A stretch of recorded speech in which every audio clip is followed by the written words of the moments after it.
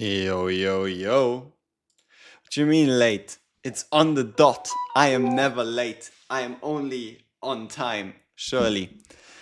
So let's open some background music as in Chaos Zero Nightmare real quick. And yeah, let's get ready. Also, as you can see, there is, what is it? 1,700 people already waiting in the official stream, which is kind of crazy. It is truly kind of crazy, and I have a very fun idea for us that we're going to be pursuing before she actually releases. Though first I would just have to quickly put out a notification on the Discord just in case. You never know, right? Maybe somebody missed it, and then we have a look. Alright, so give me 1 second and then we do all the highs in the house and the how are yous and the are you readies. You know the deal.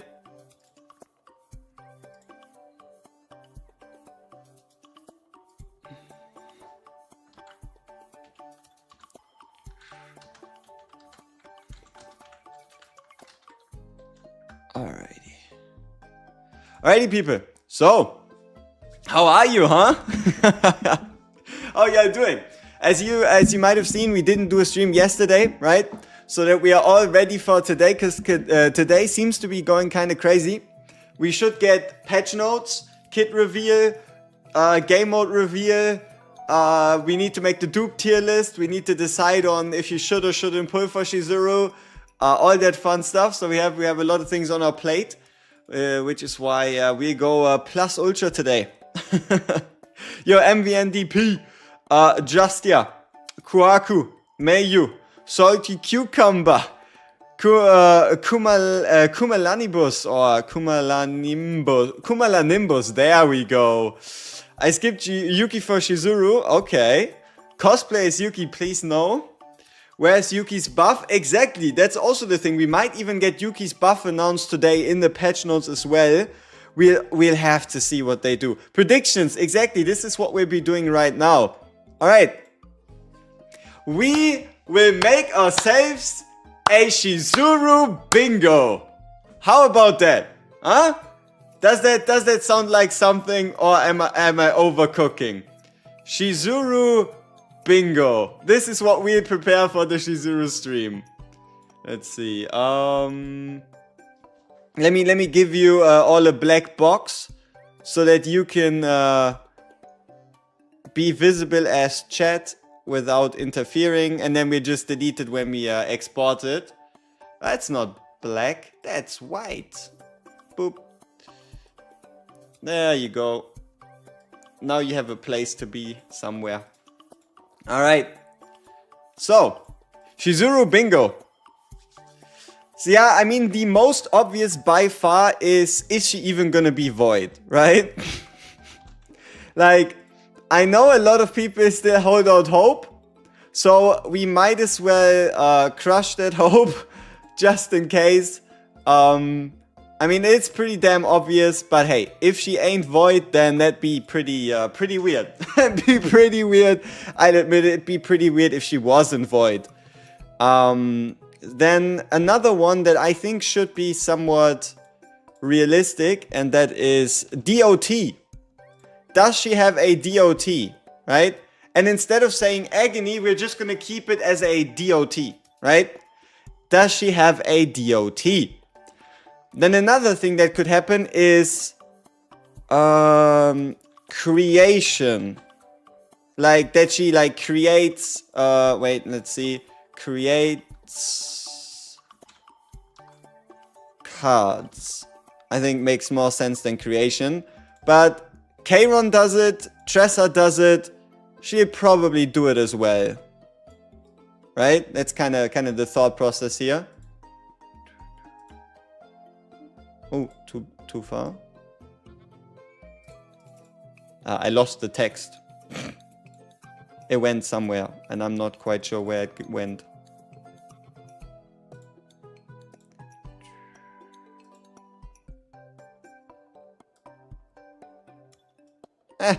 Whatever.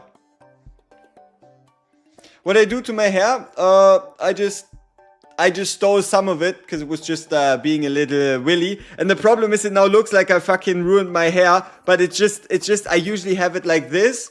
And now it's all back and it's just being willful. We'll fix that right before we go into the stream. Don't you worry. Alright, let's see. Exhaust. Yeah, exhaust. Exhaust is indeed a good one. It goes hand in hand with the creation card tag. So that's the question. Do we put in exhaust even though it like is kind of the same as create a card? Because if she does create a card, I mean technically she could create cards that are non-exhaust, right? Like it would be possible.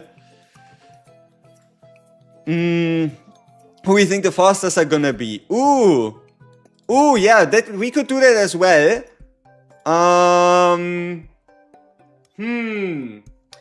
Okay. What do you think is the most realistic Foster to be on her banner? Are we going to do Cassius as a category? Ray. Yeah, Ray would definitely go somewhere. Alright, then let's try two of them, right? We get ourselves a Ray and we get ourselves a Cassius. But a double controller banner seems kind of unrealistic, so who is it going to be? If it's either Ray or Cassius, who else? Right? A new Foster would be crazy. Like that'd be mind-blowing, but I would be wondering why didn't they talk about that more, right? Like if they truly have a new Foster in waiting, why wouldn't they have talked about it more, right? Like it doesn't seem very realistic. Tressa would kind of be. Yeah, I guess we can put a Tressa. Alright, now that we have 3 Fosters on here. Now let's fight against something that doesn't have to do with Fosters, but with Shizuru herself.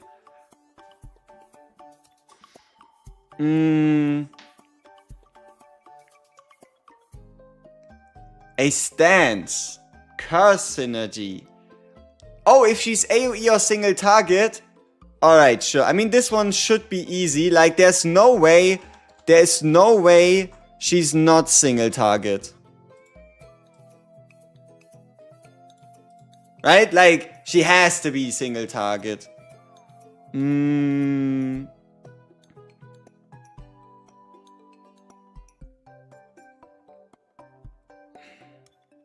High cost cards. I mean, we saw her cards on the website. They weren't very high cost.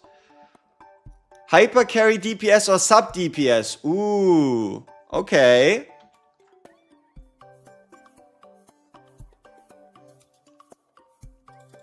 Yeah, I mean, if I had to go with a gut feeling, she definitely gives main DPS vibes. But she might be a sub DPS. She could be, I guess. Rin synergy. Synergy with Luke. I'm hoping for high Yuki synergy. Oh, yeah, Biz Fragment being the Void set. I mean, the Void set would probably be the Biz Fragment if you have like an exhaust card, right? Male versus female partner. Alright, let me go out on a stretch here.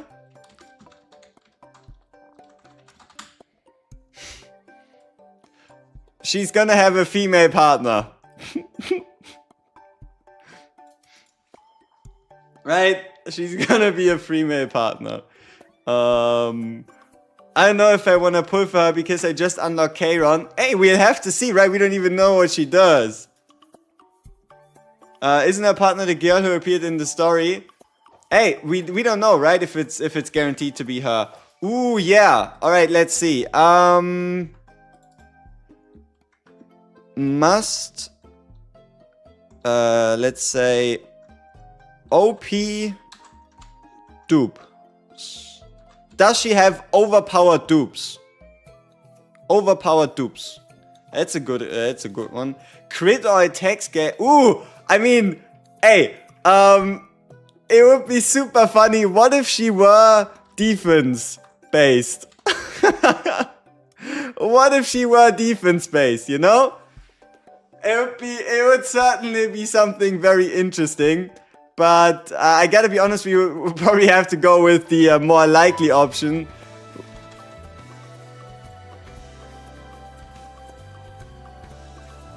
Ah, I got confused.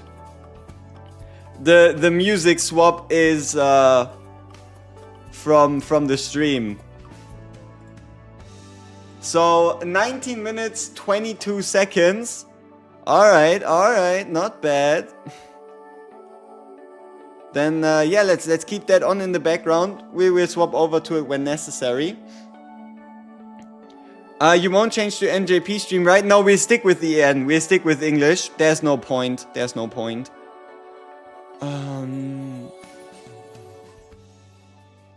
Health scale, lifesteal. Ooh, lifesteal sounds kinda sick. Restrictive dupes, different forms. She has a 0 cost card. We know that already. Crit based or pure attack. I mean, 99% certainty she'll be... oh, a unique card, yeah. How about... 2 unique? No, let's go with 1. 1 unique. Will she have a unique? Huh? 7-point ego skill would be kinda killer. Yeah, the old cost. Okay, I'm going to say she's going to have a 5 cost ult. 5 cost ult.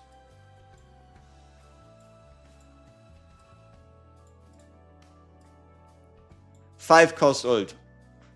6 cost? No, I'll go with 5. I'll go with 5 cost ult. Initiate upgrade card.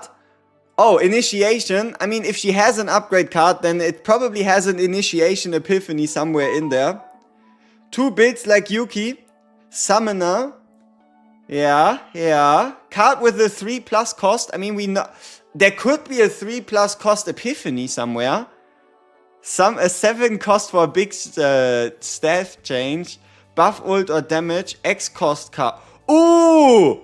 Hey, that is fantastic. That is a fantastic suggestion. A X cost card. Will she have an X cost card?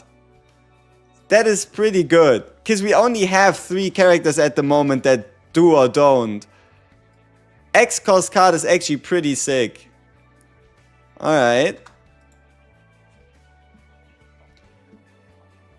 Yeah, exactly. A good X cost card would go nuts. Oh, a new keyword. New keyword would be amazing. New keyword. Let's put that in the middle, because it would be something somewhat special. Alright, new keyword then.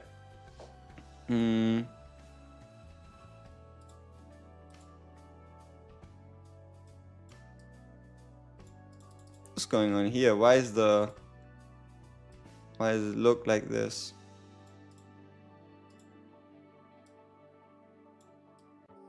Alright, new keyword. Stance based. Celestial card tag. Curse card synergy. A better stance. A unique debuff. Benefits from curse cards. Yeah. Curse / status cards.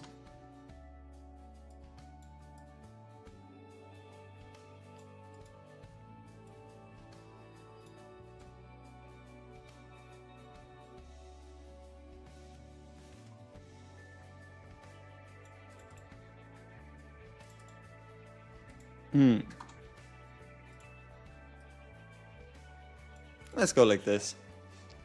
A shield basic. Oh, shield or heal basic. Okay. Let's make that a poll. Let's make that a poll, because why not? You could obviously go by like, for example, what a Tressa and what a Kayron have. But sure, let's have chat decide what we put on. Is it gonna be a shield or heal basic?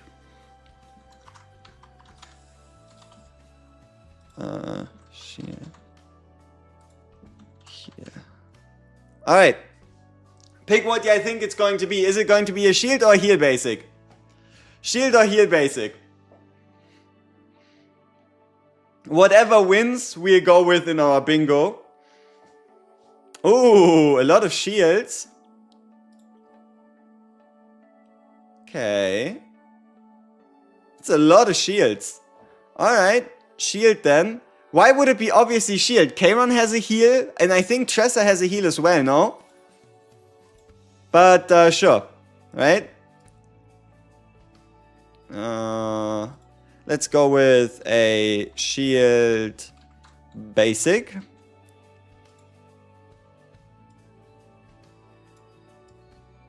Okay. Are all hunters shield? No,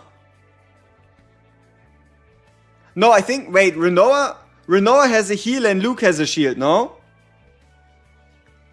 Basic attack centric? No, that'd be weird. I would doubt her being basic attack centric, but let's say 2 cost basic, right? Does she have a 2 cost basic? Okay. Renoa has a shield. Ah, true. True. Unique resource meter. Yeah, okay, sure. Resource meter. Something like a barrel E6, like a Mika wave.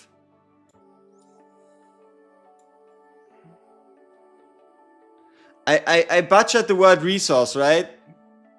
I think there's no U in there, right? No, wait. Somebody help, please. Somebody help me. How do you write the word resource?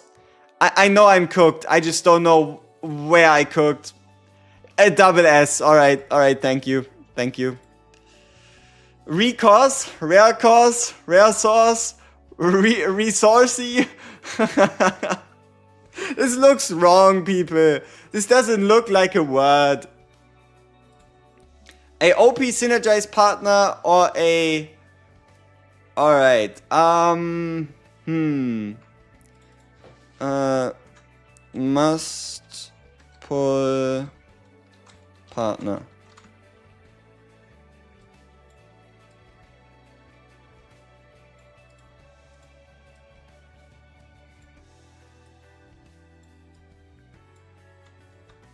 Alright.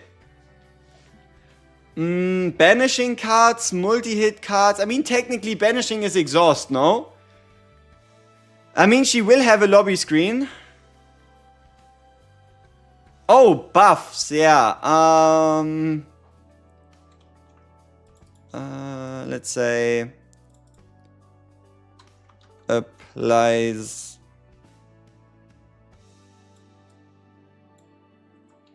a buff.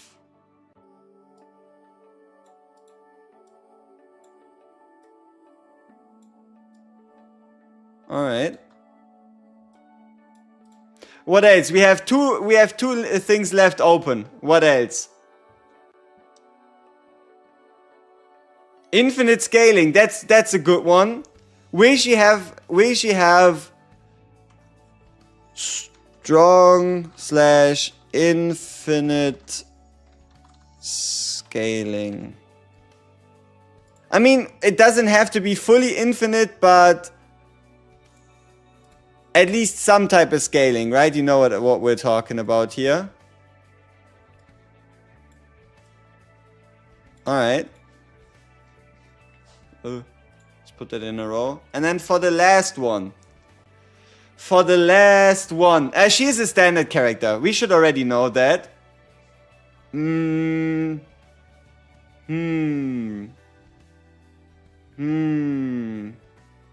What could the last one be? summons. Alright, sure. Let's take out Ray. Because a lot of you were hoping for Cassius. We keep Tressa and Cassius in, but I don't want to have more than 2 4-stars. So we can sneak in summons here. We have 1 left open. 1 left. Oh, move. Move would be... Yeah, move is quite important, huh? So will she have the move keyword? I guess that'd be fine, right? But... that'd be fine. No, wait. How about we start smaller? How about we wonder if she has draw? Right? Like, the event planet has a bunch of, oh, if you draw your own attack cards and stuff like that. So we'll probably just go with draw. We have a new mechanic as a new keyword in the middle already. She releases in 14. It depends on if there's a maintenance or not. Depends on if there's a maintenance or not. 9-minute warning. Alright, 9 minutes. Alrighty. Unique mental breakdown synergy. What would that be? Draws own cards. We'll just keep it vague at draw for now. All 3 new characters will go with draw as Chaos Theme and it goes with that. Yeah. Okay. Let me see. Do I have a mutagenic wave amplifier on some of my units? Yeah. We have to get rid of 1 point. And that is because we were cooking a strategy, alright? So, is she going to have synergy with the mutagenic wave amplifier? Yes or no, right? We're going to call it the mutagenic synergy, I guess. So, this item, it currently does have absolutely nothing to do. So, we need to get rid of a point and call it mutagenic synergy. So... let's go to here. Which one goes? Which one is generic enough that we could swap it for mutagenic synergy? Maybe the curse/status cards, but no, that's too much. 2 cost basic, Cassius, must pull partner. The void one? Alright, I get it. Alright, yeah, void, it was just there to lighten the mood, you know? Mutagenic synergy.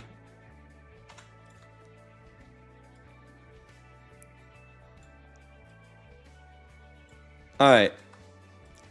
We have ourselves our mutagenic synergy, and then now we get rid of the black box. We export this. Right here as bingo. Alright.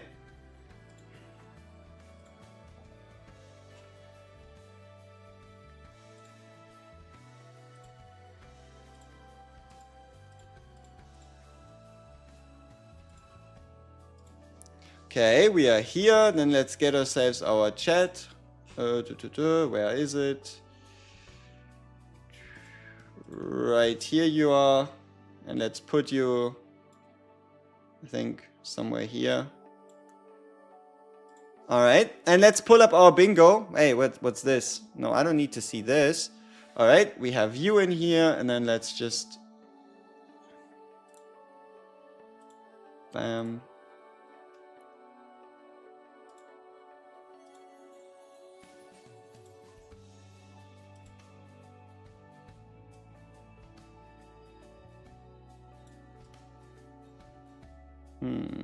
You're kind of in the way. At least in the way of where I would want to put it if I could put it. So we'll probably move you over here. Haha! Alright, let's make it big enough so that you can actually read it. Should be fine. Well, alright. Okay, and now let's test. Wait, how would I properly do this? No, I need to do this differently. But how? How would I draw on top of it?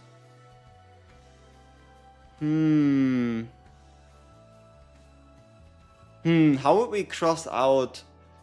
How would I cross out these categories? Yeah, we make the bingo smaller, sure.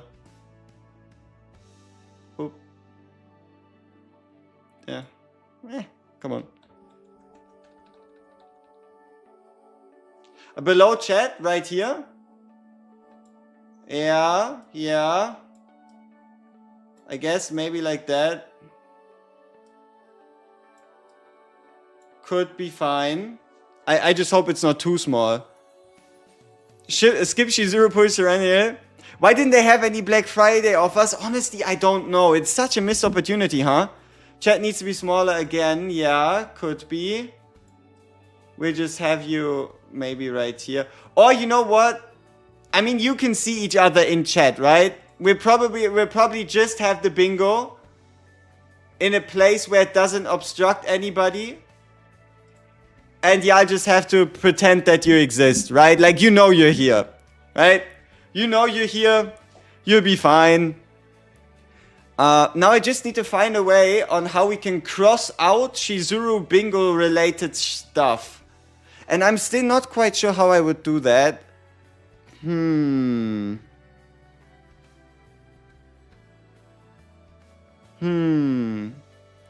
Still not quite sure how I would go about that. Yes. We have 3 minutes to come up with something for this to make sense. Okay, we have this one here. None of you are here? Yep. Open it in MS Paint. Yeah, it could work. I just need to see the bingo myself in a way that... Okay, I have an idea. It will be fine. It will be fine. You'll be just fine. Nothing for you will change. Something for me will change. And we hope I can make it work. Alright. Let's open the bingo on my end.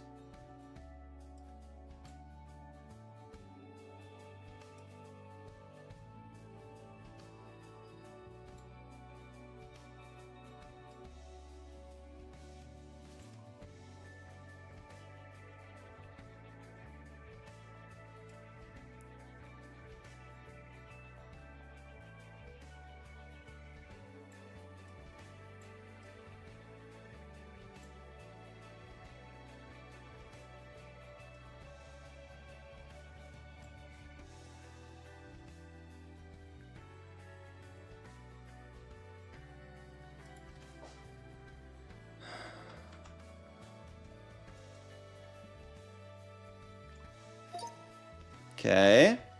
Alright, let's try that out. Let's see.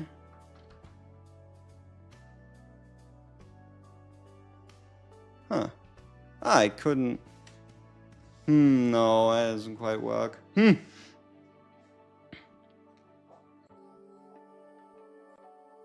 960 people. Yeah, I mean, it's a minute 30. It's a minute 30. Yeah, maybe that's the fastest thing, but... No, we can cross out... I will find a way to keep the bingo in mind, right? Yeah, we can do the bingo after. True. Use a notepad to record the bingo mark-offs. We'll just do the bingo after. Okay. Should we keep the bingo on the screen, or do you want just the stream so that there's less distraction?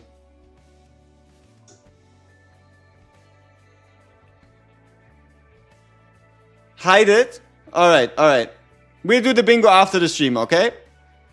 Chat freedom. Let us in. Stream. No. Hide.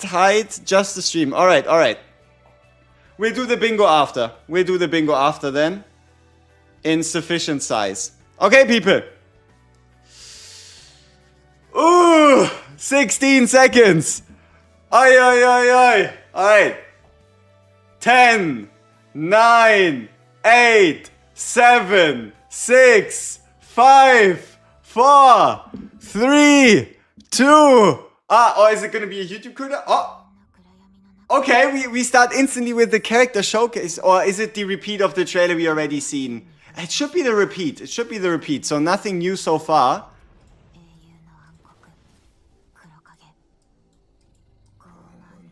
It's kind of like a super cut of the trailer. Okay.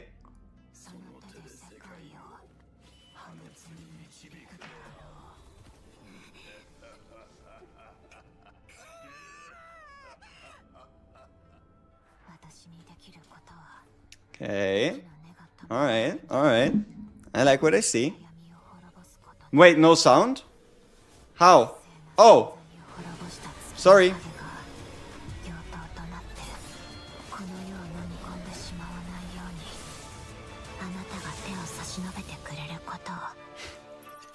Yeah, I had it a little muted. Okay, we're ready.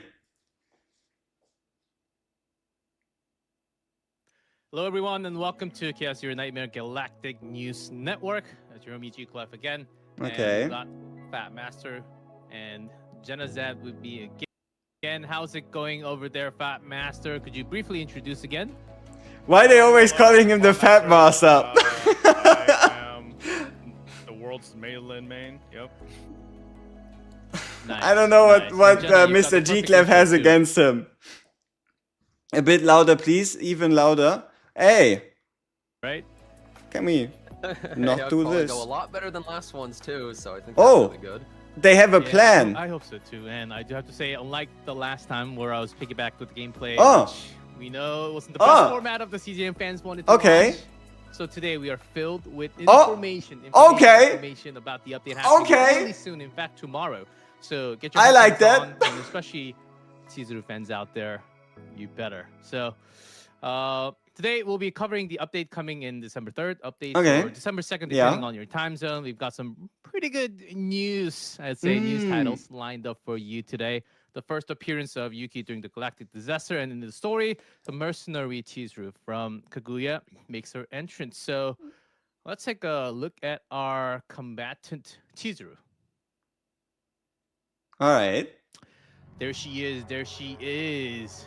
Oh, now CHIZURU's story will be... Void confirmed! Void! Unbelievable! The turn of the century! She is a Void character! It looks like there's more to her story. Might have to Oni Kurokake we saw in the video just now before the opening. And some of the missing first Asuna and the Primonium. So check out CHIZURU's full story and find out yourselves in-game very soon. Okay. And CHIZURU's voice actors are Kim Cherin and Rio. That's a disgusting lobby. 7, so you do that's a disgusting lobby. Unlock that immediately. Holding her. Yep, so, she's gonna get all her cakes. Yep. She's Void, Psionic class, and she with the subtitle of Pressed Servant, which is what we saw from the PV. She looks like a character who's restrained a little bit, but delivering some heavy damage. I like the chibi. I like the chibi. It's cute. Cards and her mechanics. We do have a short video for you. So let's bring her on the screen. Let's go. We get the character preview. This is what we're waiting for. All right.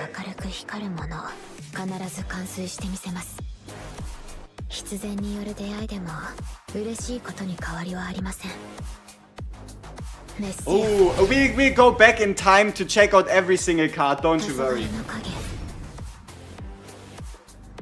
Okay. Okay.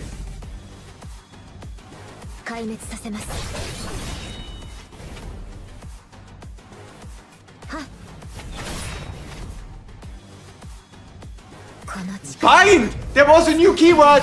New keyword! There was a new keyword called bind! There was a new keyword! New keyword confirmed!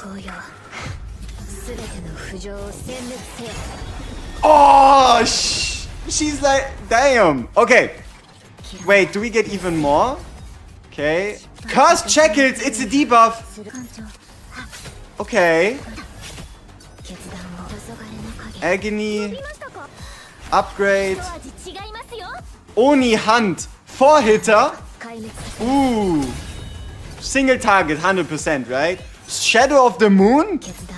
What? What is this? Okay. Moon Slashes. She has multiple Moon Slash cards. And there's Tressa. Is that Tressa synergy? Okay, so we get the Agony, yeah, and then what? Shadow of the Moon. What do you do? Okay. More hits. Oh, plus damage for bind. Ooh, nasty. Okay.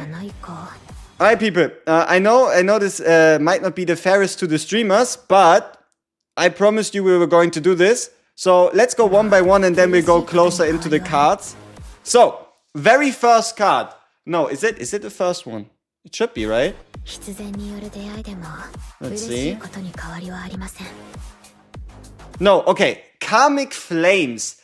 Initiation 1 cost. 100% damage, 1 cursed shackles, and should you have cursed shackles, you get 1 hit. So we have a unique resource called cursed shackles, and we have ourselves also the bind keyword later. Alright. So the question is, can you stack those to get multiple hits? Okay. Tsukuyomi. Alright, Karmic Flames, yeah. Will-O-Wisp. 2 Will-O-Wisp for each hit of the next attack card of this unit used. Is that a summon? Is that a summon? Okay. Shadow of the Moon. Bind 1, retain. Damage amount for each bind stack. Alright. I mean, let's see what they're doing, right? I think it's even crazier. Longer over time. If you keep on, you can keep on stacking them. Okay. So, and the Shadow of the Moon increases the effects with each stack, and when the bind reaches 3 stacks or more, it enhances into Shadow of the Moon Plus, which we'll get to see very soon, and gains additional effects. So there are some mechanics that you do have to understand, and just with words, it's kind of hard to tell right now, but you will very soon. By using a bounded dust card, you can reduce card costs. Well, I saw that she also has a mechanic called Will-O-Wisp or something, and she has, under profile, she had like a few little wisp bars. So, are we going to explain I think that the wisps were on exhaust, right? Because every time Tressa... By using the core starter card Hellfire, you can apply the unique debuff Cursed Shackles to enemies and then attack them to gain exclusive resources. When you obtain the exclusive resource, you will get a bind card, and every bind you obtain will stack into 1 card and increase the damage of that 1 bind card.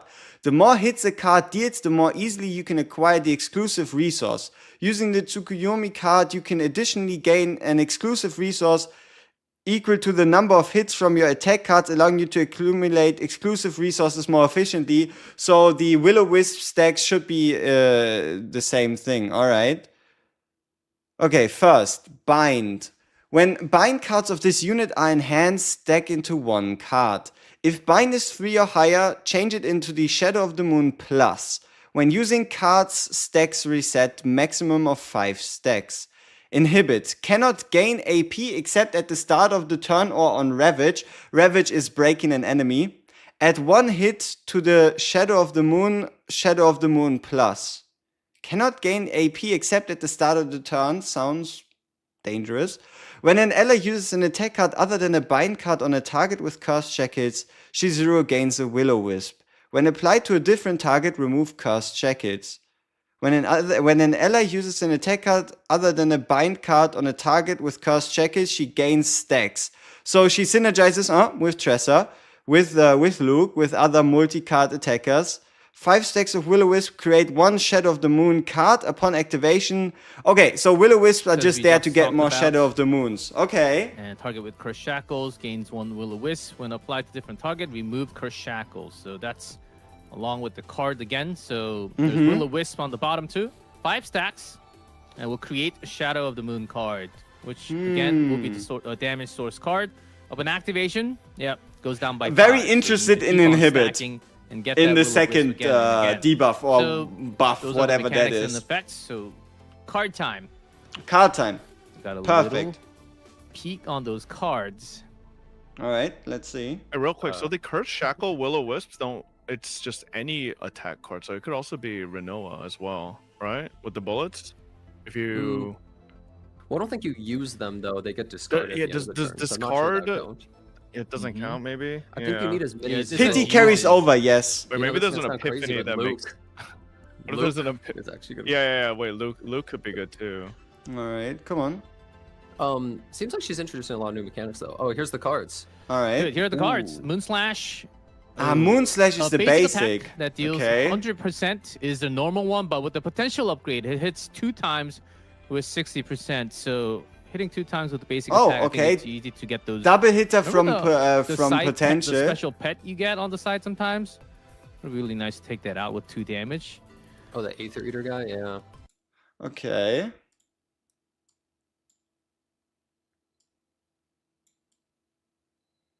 All right, so what are we looking at? First off, we have a 1-cost basic, 1-cost basic, 1-cost basic. So attack, the attack is the same, and a shield card. Potential is apparently hitting another hit. Karmic Flames, we have ourselves the 100%, 1 Cursed Shackles. Cursed Shackles at 1 hit. Yeah, so it's just the curse stuff. 2 Will-O-Wisp for each hit of the next attack card of this unit used for Tsukuyomi, the bottom left card. Alright, meaning that this card probably has an epiphany which allows you to use it for allies attacks as well. The initiation card. At the start of the turn, gain inhibit. Decrease cost by 1 until 1 random cards of other combatants are you. What?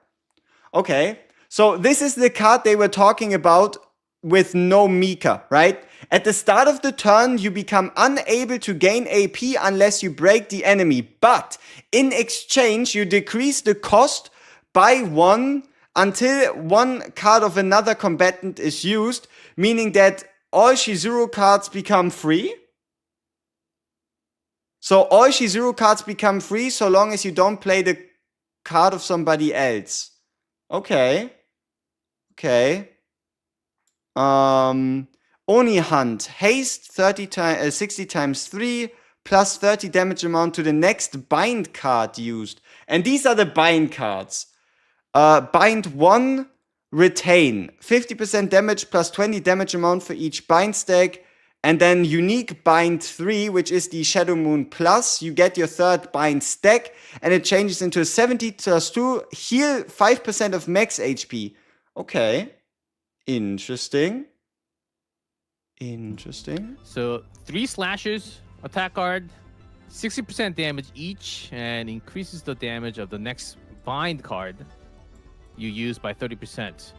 Through Epiphany, hit count can increase up to 4. This helps rapidly build Will-O-Wisp and pre-boost the damage of Shadow of Moon, your bind attack card, the main attack card. So everything lines up for the final 2, the Shadow of the Moon and Shadow of the Moon Plus. Yeah, no, this sounds really strong. The fact that she has 2 initiation cards is pretty different too, because yeah, she does indeed have 2 initiation with, cards. Let's say a really good Tressa that has multiple initiation cards, you might actually have trouble playing all of them at the very beginning. So you need like a really good setup. Honestly, you need like the 0. Also, it's initiation, but it is not exhaust. It is an initiation card that's neither an upgrade card nor an exhaust card. I think we see that rather rarely.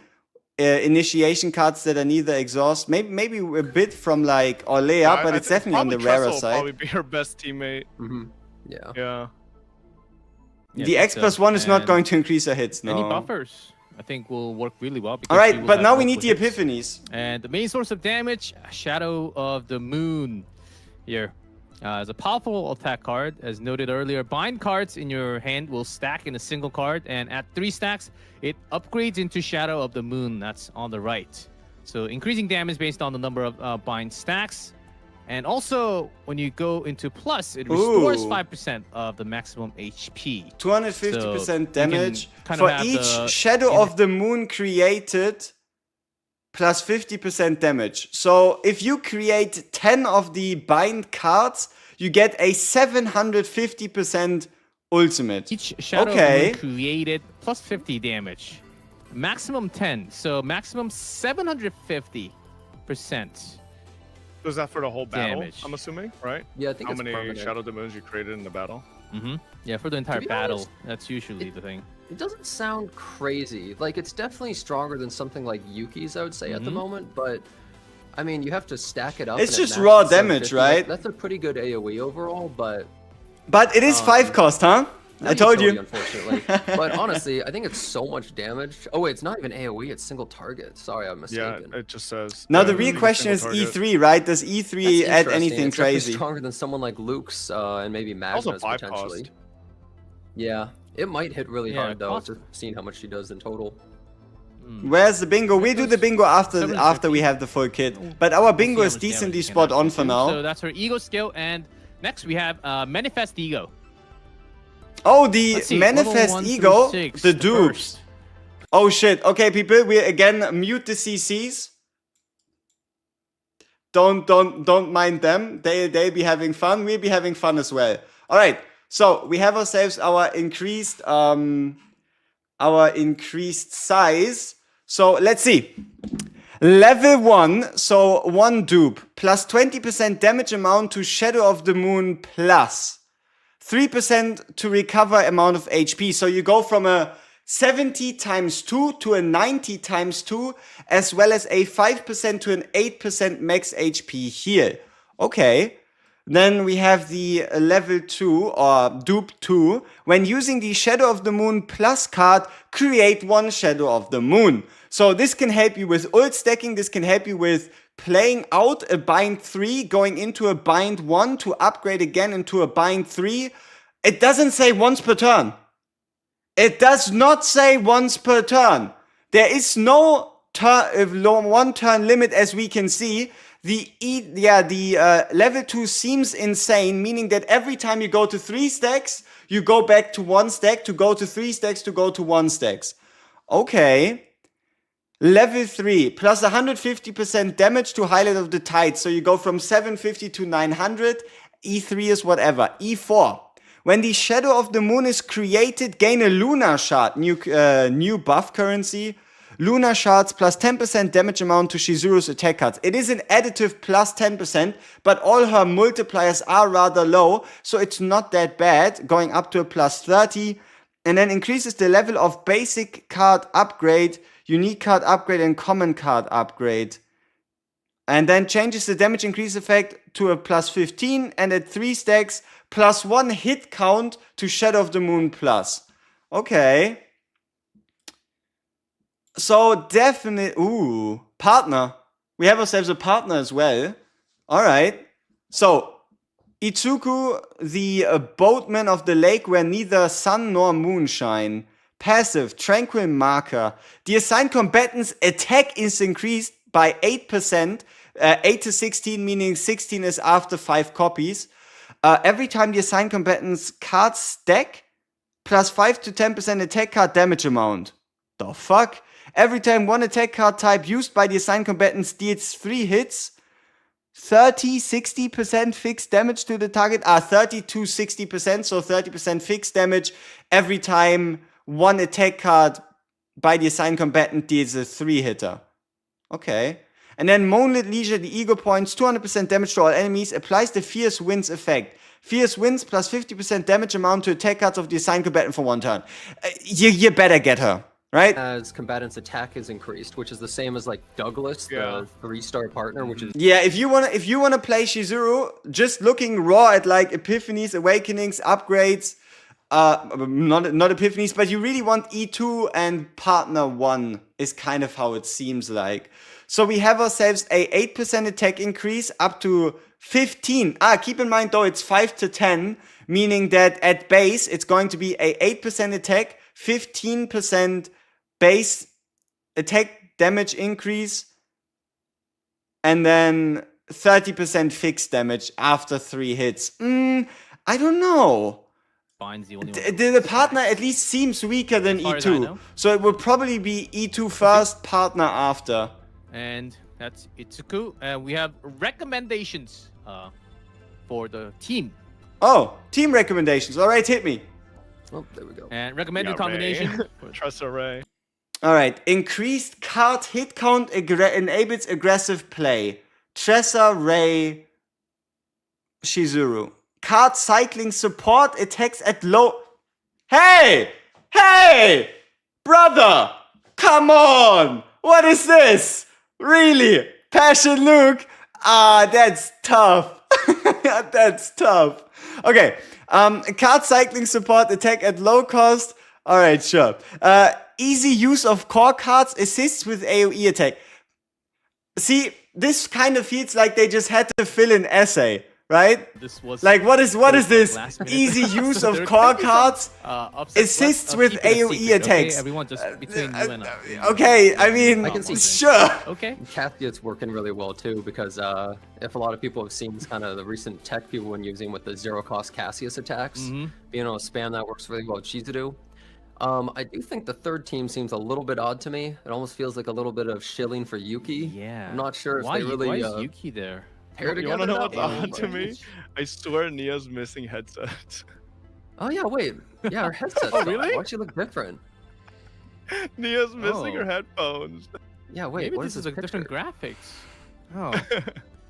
Yeah, and Luke's Let's go passion. to the next page. Let's go to the... Move on! Come on! Get it rolling. Not next page. We actually Not- have a not short the video. next We page. can talk over this. Oh. Okay. Q. Yes. Oh, this is what they showed off in Upcoming the flames? video, I think, at the beginning, kind of. Yeah, the Tressa goes in with the dagger, stacking some of those stacks. Okay. Yep, every time she uses it, she gets Will-O-Wisp. Then they use this thing to buff Oni Hunt because it's a multi-hit card. It does a crazy. Oh, that's a Yeah. That's so much buff. Those were The all sound non-crits effects sound too. so good. Yeah, she gets her Shadow of the Moon. That's insane. That, like how much Damn. damage? I don't know, that combo, it didn't really look too insane. I gotta be honest with you here. Let's have a look at what actually happened with the combo, okay? So we start this whole thing off with the Shadow of the Flames to get what? Like, I'm wondering, why is Tressa even here, right? Like, we start in, we get the Cursed Shackles, meaning they get one stack, right? Yeah, one stack of Cursed Shackles, one additional hit. Oh, wait. Oh! Oh! Cursed Shackles is a debuff that increases the hit amount received by 1. Oh! Oh! So that's how Cursed Shackles work. You apply a debuff to the enemy with initiation that increases all hits received by 1?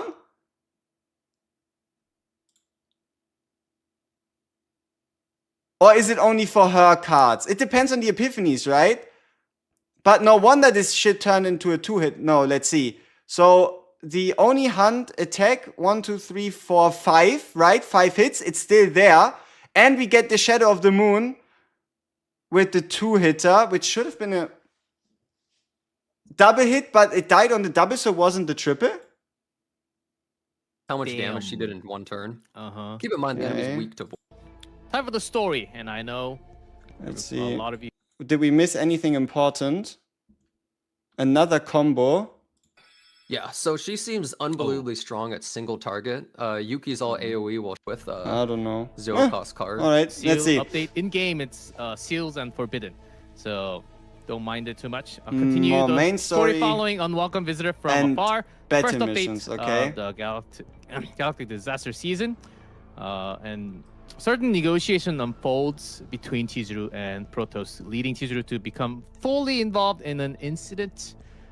There's always an incident, right? We invite you to discover what happens more in game, and it'll be updated tomorrow. So this chapter also delves deeper into Chizuru's story, introducing some additional battle missions as well. So that's going to be the story update, and let's go with the Chaos Laboratory new Zero. unidentified areas. Added new We get something new for areas offering Laboratory 2 Zero. types of fate in unidentified areas. Wait, That's new. So, wait. We got some I new don't, things coming up. Listen carefully, guys. do I like And that? Do we like check this that? out. Previously, fates were only granted upon entering the outskirt and the inner But with this update, I mean, the new fates are added only fates can be earned battle-wide. from the unidentified areas as well. I don't So we've know. got closure. Like Decreased they turn draw don't by get 1. carried out of the At start fight. of the turn, Do we like draw that? 1 attack card and its damage increased by 20% until used. That Oh, that's a pretty good. Is that Doesn't have a good? plus? Yeah, it's multiplicative. I mean, obtain as unidentified reward Liberation areas. at the start of the battle. Create 2 ambush attack cards. I mean, the ambush card is like that 80% dagger where you use it and it goes into the graveyard. If you break somebody, it comes back out and you can use it again. But Right now, I don't know. Well, I What's the will say, point of this? One issue with this is just that And it's- they're not things that carry with you. And it's after the even, run, right? You know, yeah, like it's the even same a thing. rare area. But I will Huh. say a lot of people have been having trouble with Lab Zero because when you do the higher difficulties, it's pretty rough. So potentially, if you use combo with your deck, it could be a really nice bonus to beat the wolf. Especially what you Okay. did with the ambush. So it's like helping you yeah, get with these through the fates, chaos. maybe they will offer some new strategies once we actually go through the update and when there's some extra time to figure these out. And there's more Hey, but to this update. Also, what if there When we hit the isn't next just the page. fate in here, right? Oh, hidden boss. Core Ugh, Discord. that We brother have looks Hidden disgusting. I like Boss it. Now appearing in Chaos Laboratory 0. Oh man, for those of you saying, oh no, new Chaos is way too easy, here's a new challenge for everyone. don't If think the anyone's hidden saying that, event man. is triggered, somebody is, like Okay. 2 people. If the hidden event is triggered in the dimensional tunnel, based on the Ooh. decisions made by Protoss, Okay. by you, will gain access to the Chaos Core, where you can encounter the hidden boss upon clearing the inner area. So after clearing the inner area, That's you good. fight the hidden boss, is what I'm assuming. Depending on the story progression, even stronger bosses will appear as a story progression. So Even we'll better see how strong the bosses? hidden boss is going to be. That sounds like a Multiple? lot more content for those of you who want Okay. extra challenges, right? Okay. Hey, And the here's dimensional another tunnels in Codex. Oh, fuck. Okay. Do we know if the boss gives you like another copy? Oh, there should. Ooh. Ah. Ooh. I we actually don't know. don't Good know. question. I don't know the rules. I don't actually have any more information than that for the hidden boss. You just have to find out yourself. Well, Wow, you're Yep. pretty good. Okay, You're very okay. lucky in CZN, right? So maybe you will just find it. All right, so we Oh, find and the Codex boss, improvements, guys. This is new. and then we either get new loot, new copies. We'll have to see. Not 9 weeks. 3 weeks. PR Because answer. focus I mean, he solely on really Lab doesn't Zero know, and, right? CZN team understand that many players may have felt constrained having to run decks that did not fully match their attributes or current meta. So therefore, the team has improved the system so that the core feature of Season 1, the Dimensional Tunnel, will now appear in all Alright. Chaos modes within the So- Codex. People, what this means for you is very important. Listen to this. If you go into the Zero system and you find a forbidden tunnel, only upon getting a forbidden card does that deck then change into a seasonal deck. So now you can grind seasonal decks during your runs in the Zero system on any planet so long as you find a forbidden card and then you put it into your deck. That then turns the deck from normal deck into seasonal deck. All right? So you can now have the increased copy chances, you can have your familiarities, you can push your level, but you do need to find a forbidden I think a lot card. of people are going to be happy about that. A lot more flexibility now. I think the biggest thing is being able to use the save data and season content. That's the biggest part. Yeah, you don't need to go do Codex. You can Yeah, go back save to data Chaos obtained via Season Codex with the again, dimensional so- tunnel option And can be also, used in likewise, season when content. encountering Dimensional Tunnel in the Codex, you will also be able to get forbidden cards. But however, please note that weekly progress for the Galaxy disaster achievement and the event currency will not drop from Codex. Yeah, so you have to play a And, little bit as Lab Zero season chaos. exclusive cards, equipment, and fates will not appear. So there's You cannot copy forbidden cards. See, the thing so- is, you wouldn't be able to copy forbidden cards. The only way you can copy a forbidden card is with the rare event during Lab Zero, because it specifically says allows you to copy forbidden cards, but the forbidden tag doesn't allow you to copy it Boss anyway, kicking right? in. Sweet a dream. All right. And, oh boy, guys, did you beat both of them? Kentris and Fembley Yeah. Head, level Yeah. 9.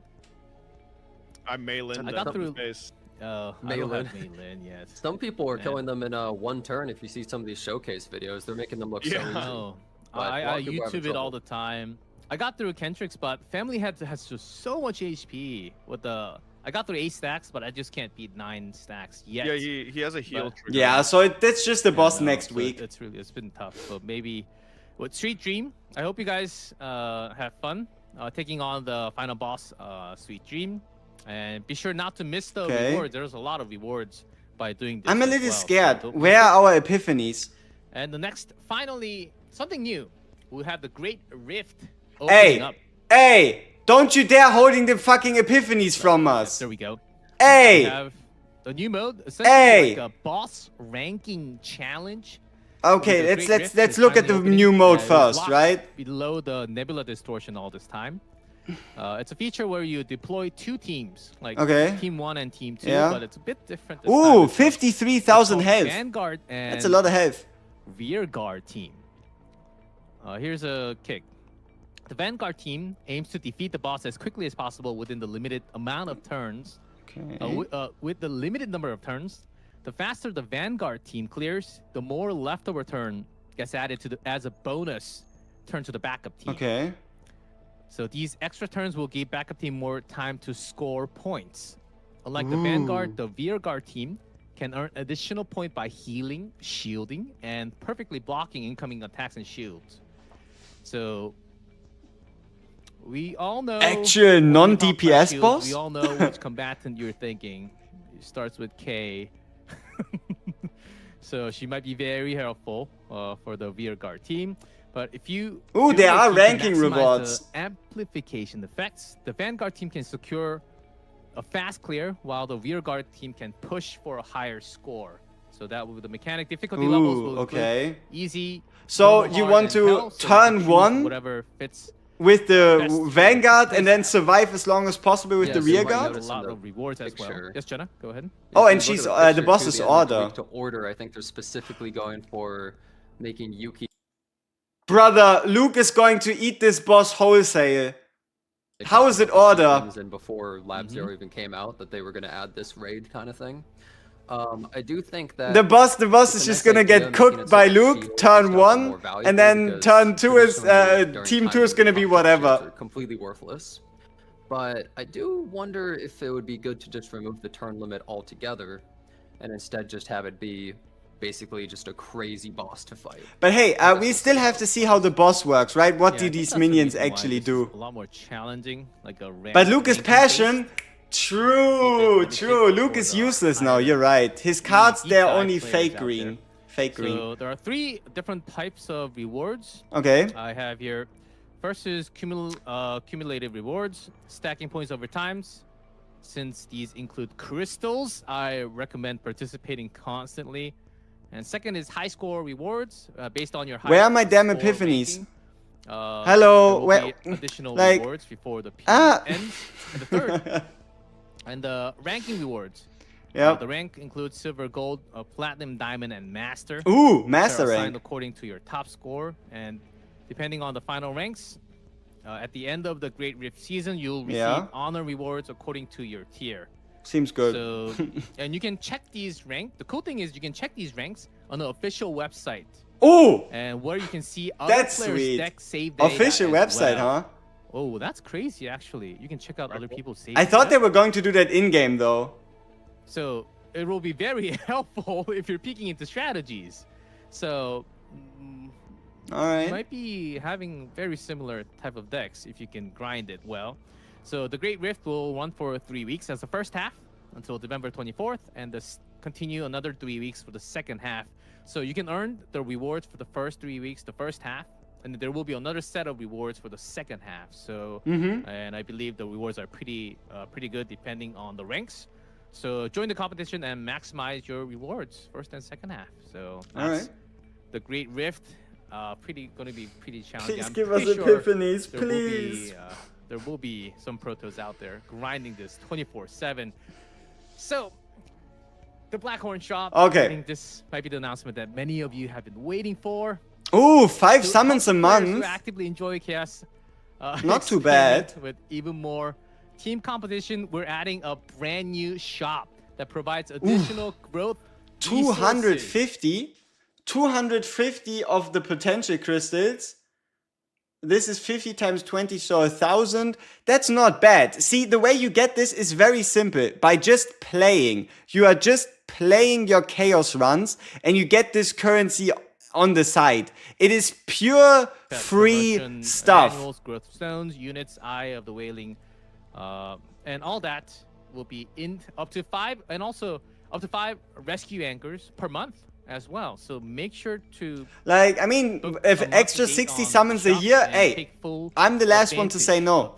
I know, Bob, I know a lot of the users have, but where are my epiphanies? Please don't end the stream without giving us epiphanies. And we're also getting the unit change for the units cost, refund. That's gonna be huge. Yeah. So we're gonna have a ton of units. We're gonna have all these upgrade materials. It should hopefully help. I mean, I'm looking at the numbers there. It says 250. Oh yeah. I don't know how much currency you can get per month. But JP is done with the epiphanies. Oh, but then they have to translate them. And you're just rewarded for playing. Well, then you can actually just farm up the characters without needing stamina. I'm still holding out hope. Maybe. If not, we go to the JP stream, we take the screenshots, and we translate them. To it, and this is the reward for all the chaos out. So we'll see if there's a limit or not. So far, I don't have that much detail. What do you mean limit? With me, but that's not all. We also have another supply store next stage. Oh, okay. Yeah, 6,000 for the 6,000 for the dupe. Yeah. The second phase includes a variety of growth resources as well, but the key reward here is the Omega Code. More characters. The Omega Code is a material that allows any 5-star combatant to unlock Manifest Ego, significantly reducing the burden for players who may feel when progressing through Manifest Ego. So you can exchange pure white fragments, which are obtained from running chaos, for Omega Codes. And with each new season-based content update, we plan to continue providing more Omega Codes. More codes, as in multiple next season? Manifest Ego material, which means... yeah, it works for any 5-star. Can also be used for upcoming new characters. So yeah, you can also hold on to them. Like, this is the most important part about these ego dupes. If you're looking for limited characters or collaboration characters, you can just hold on to them and use them for like an anniversary character in like a year, if you really are that... yeah, if you can save that long. Silhouettes, I don't think have ever been seen before. No, these are brand new, future upcoming characters. I mean, yeah, there's Naja, another really sword lady, and whoever her is. Very generous update, actually, with all these new materials and resources. Where's our egos? Come on, please. Very nice. Sets! New sets! Hold up! Peek! Take a look. What do we have? Sorry, I have to say, there will be a new update with the Basin of the Hyperspace. That's actually time speaking for the update. There will be another powerful new rare type enemy. Okay. I know everyone's looking at the new set right now, so I'm just gonna drop this audio. So there will be a new Basin of Hyperspace. I know there was a lot of feedback. Okay, there will be a new Basin of Hyperspace. Let's have a look at the sets. Orb of Initiation. When hitting 2 enemies with 1 attack card, meaning AoE, plus 10% damage amount to void cards for 1 turn, 2 times per turn, Judgment Flames.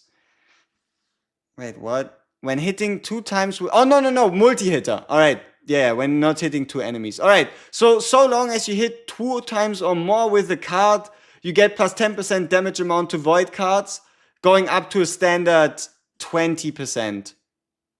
Okay, so it's at least for characters that don't have exhaust. Alright. So it needs to be a 2-hitter though. Okay. And then Judgment Flames, plus 50% damage amount to instinct cards used against broken targets. That is very specific, and also it's a plus 50, not a by 50.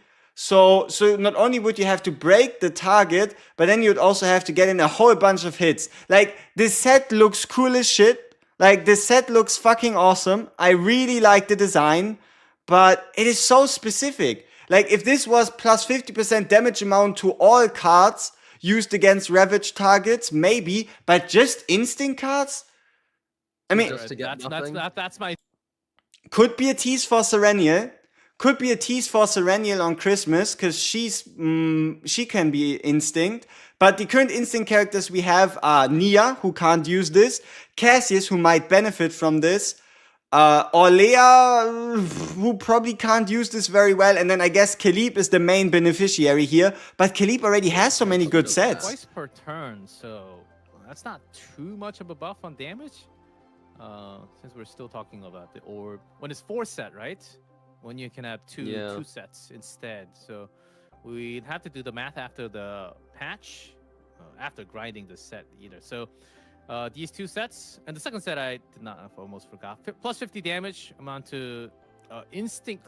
Okay, so something that's going to be interesting to see is it plus 10% damage amount to void cards, or is it void card percentage, right? Like, is it the same as our current sets we have, or is it legit just a plus 10? Because this plus 10 might actually be more powerful than a void card multiplier, due to it being a plus 20 for multi-hits, meaning, for example, a Rin goes from 120 to 140, and if it's a 6-hitter, then all of a sudden this is plus 120% damage, right? When we farm these, with the addition of these new sets, a new simulation dungeon, Orb of the Flames, these 2 will be added. Oh! Both of them in the same dungeon, though? Hey, that's nice. That's nice. Also Judgment's Flame sets. So there will be a new dungeon open in the simulation. So far, I don't know. Lots of question marks about these 2. So I believe there will be news, not just these sets. Hopefully there are more sets coming out in the future as well. Yeah, looks like it. And next we have something called Unigram. Oh. Chat with Mika, Haru, Ray, Yuki, Beryl, Tressa, and Shizuru via Messenger. Lovely combatants, including the and Lucas. Let's just hope there's not, like, if they do something like where wins meet with the AI chat, that could be hilarious. But let's pretend like Jenna didn't say that. Give me some small rewards. Affinity level with each combatant. Oh, affinity. They may send you DMs, allowing you for more private, personal conversations. And combatant added so far. Okay, they don't have everyone for now. The combatant added in this update are Mika, Haru, Ray, Yuki, Beryl, Tressa, and Chizuru. New combatant will continue to be added in the future updates. So they don't have everyone so far, but they got somewhat covered. And that's... If you raise the affinity of your Beryl, she'll shoot you some DMs. All right. Affinity improvements. Oh. So... we're continuing to enhance the Affinity program, and there is something called, not just that, in addition to major updates, CDN team would like to share some improvements based on your feedback, guys. Your feedbacks were in there, and there's a big list. Trust me, there's a big list, and they're working on the priority as we speak as well. I literally drove past by the company at like 10:30 p.m. at night, and the building light is on, and I can see them working very hard. And the CZN team is working night and day to provide quality experience for all the photos. So let's go through the improvements. So they're enhancing the affinity system. The preferred gifts. Each combatant now has a list. Okay, so what the brother just said with the 1 minute, let's tone it down. What did he say? He said, all right, the devs are working on a lot of things. I have it in front of me. Devs are doing a good job. That is what he was just saying. The future update will further improve the interaction, such as giving combatants special reaction when they receive a preferred gift, and showing different type of reactions depending on whether you meet them in the excursions area or when you just deliver a gift.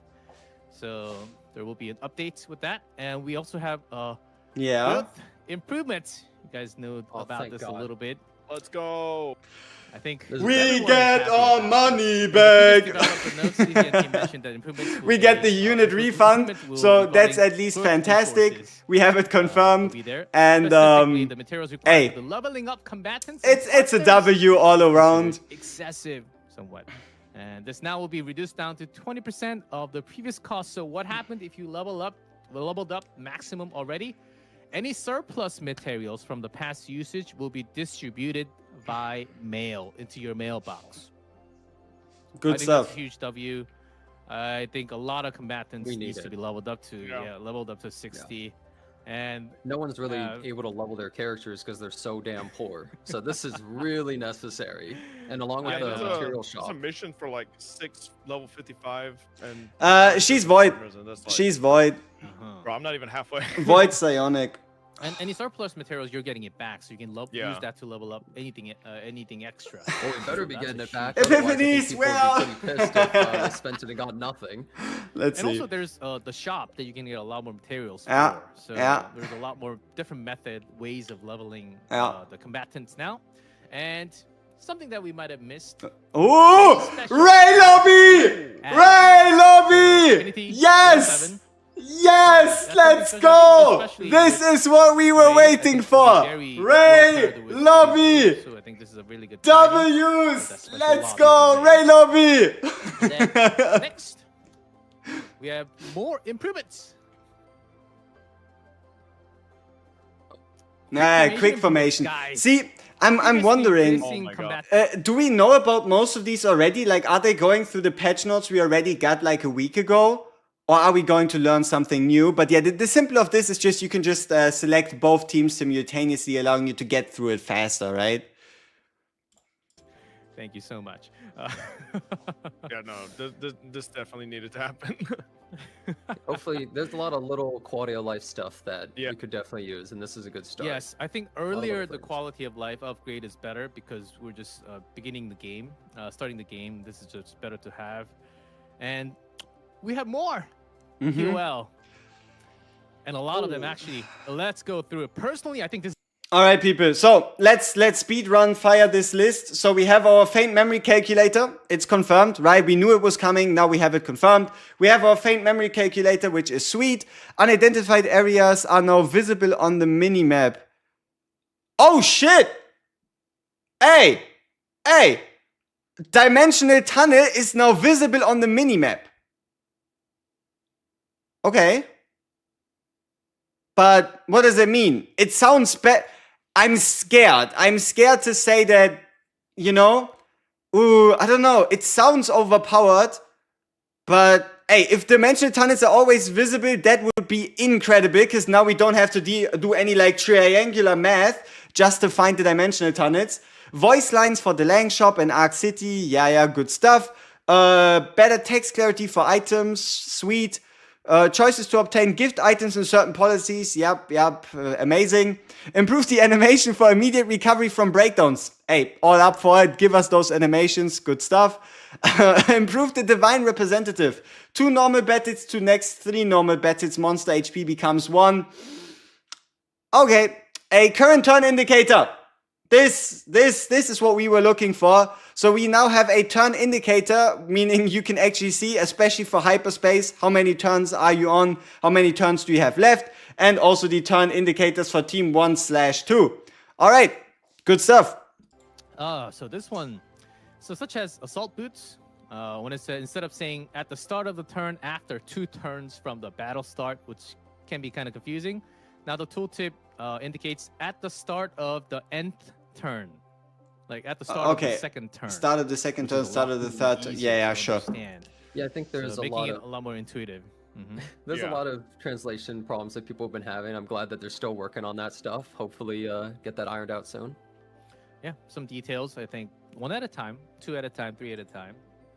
And in addition, attack, shield, and healing cards now dynamically display effects that increase the number of hits in their tooltips in real time. So I don't know how that's gonna work. What? As long as it's working at real time with the extra hits, I think that would be nice. Who do what and how?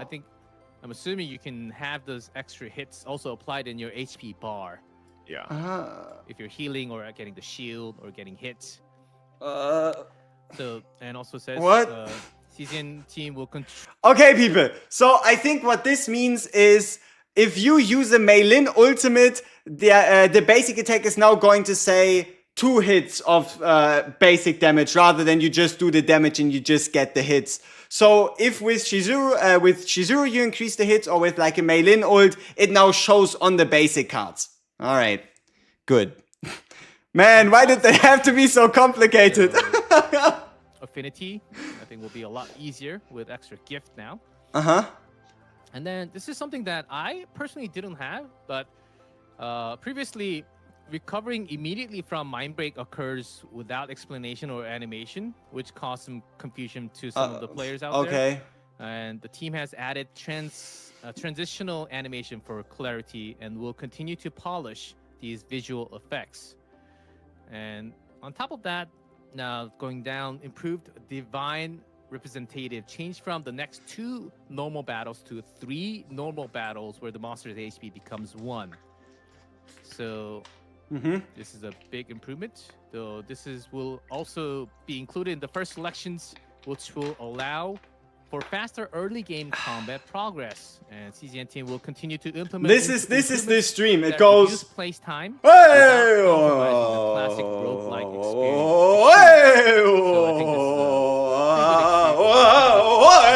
And then we end up somewhere again. All right, let's see what the next slide has for us. Oh God, we have more. In-game battle log enhancement. Okay. The current turn display.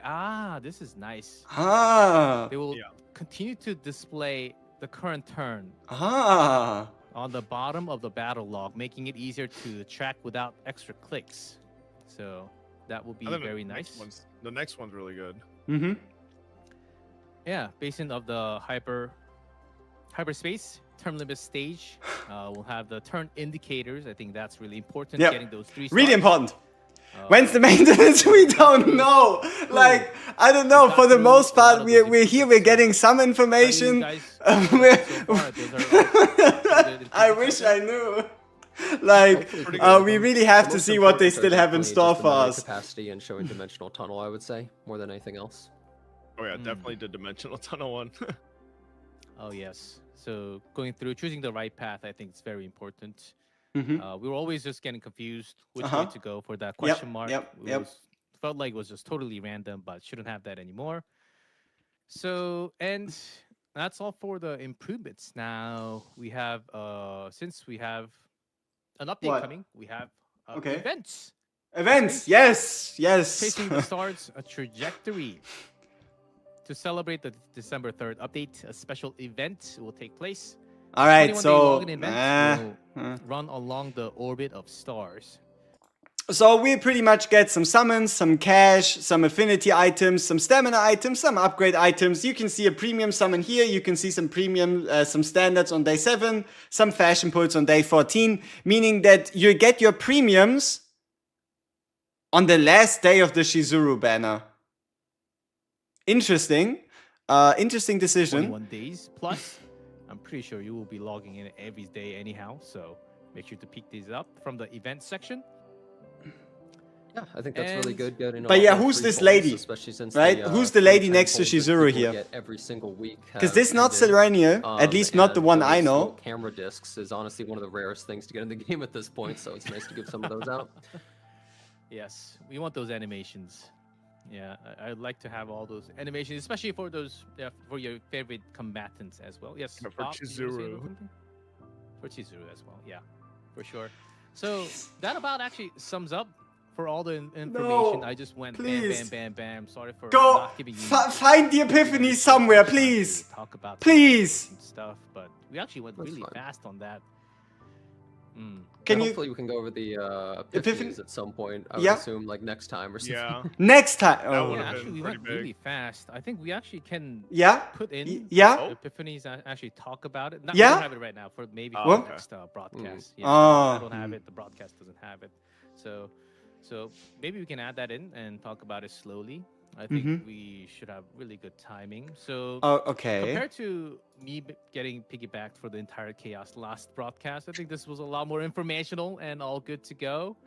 And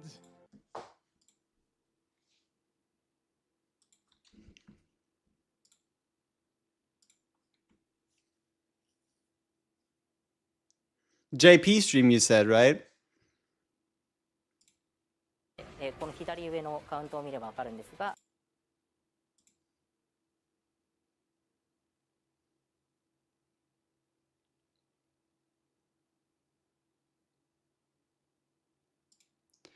Okay, so basically what happened here is they thought they were going to yap longer than they yapped, so they kept the timeline of what they're showing us shorter, leading to us getting less information. Okay, so what we're going to be doing now here, people, is we're going to be speedrunning this and getting our hands on the translations for the epiphanies, because I can't be bothered to wait until tomorrow. Okay, yeah. Oh, this is such a helpful explanation graphic, right? Like, we had to have this whole moment of like, oh, this is how it works. And here we kind of like just get it. I mean, we can at least confirm the wording. Yep. So these are the normal cards. Okay. Oh, what's this? Combo. Okay, this seems interesting. Let's grab ourselves the combo image. More combo image. Okay, sure. Team recommendation. Yeah, I know what I'm looking at, right? For those of you that were here, how do we have Passion Luke and a Nia without headphones? Why is it only us? Why is it only us that are getting the fucking Passion Luke and Nia without headphones, huh? Did they forget to give them like access to the game? Like, is that what happened? Did they this time around not have like game access? And if yes, why? All right. So, for those of us that do not speak Japanese, we shall make up for it by figuring it out on our own.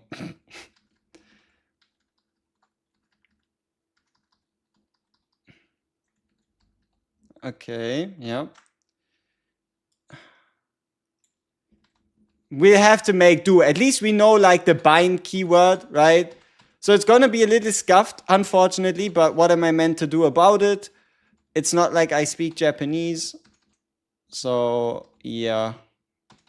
Maybe the Koreans got screwed as well. I don't know. Brother can hope. Can the loading thing disappear? Did the stream end maybe? Is that why there's a loading thing? No. Okay. Like this. All right. What else are we missing? The sword. We at least know what the sword does, which is good. Oh, we didn't even get the final fucking potential. All right, so at least we get the potential here as well. Okay, prayers. Let's see if we can get ourselves our translation, and then we'll see what this is all about. Let's get the in-game music back on.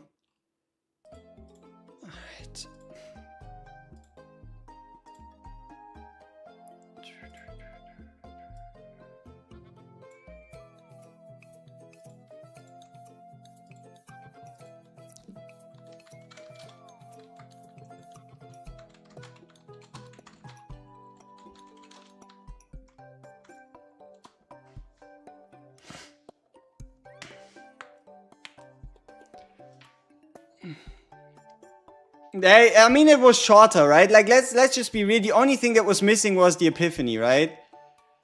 All right. Okay. Do with the binding curse deeper. Image 7, image 8. Okay, this could take a while.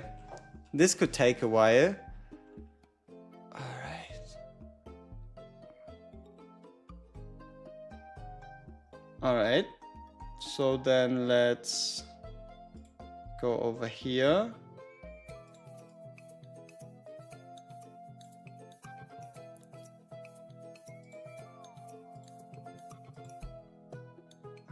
Okay, and then we just get ourselves the images in screenshots.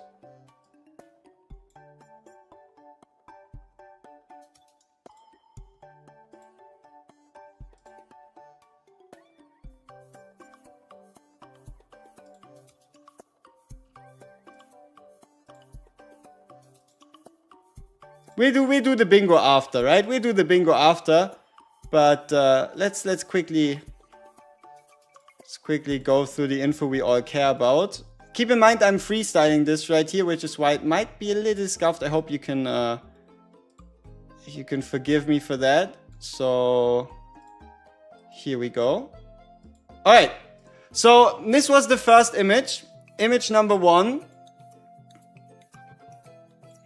So this is this whole like one-hit image explanation thing.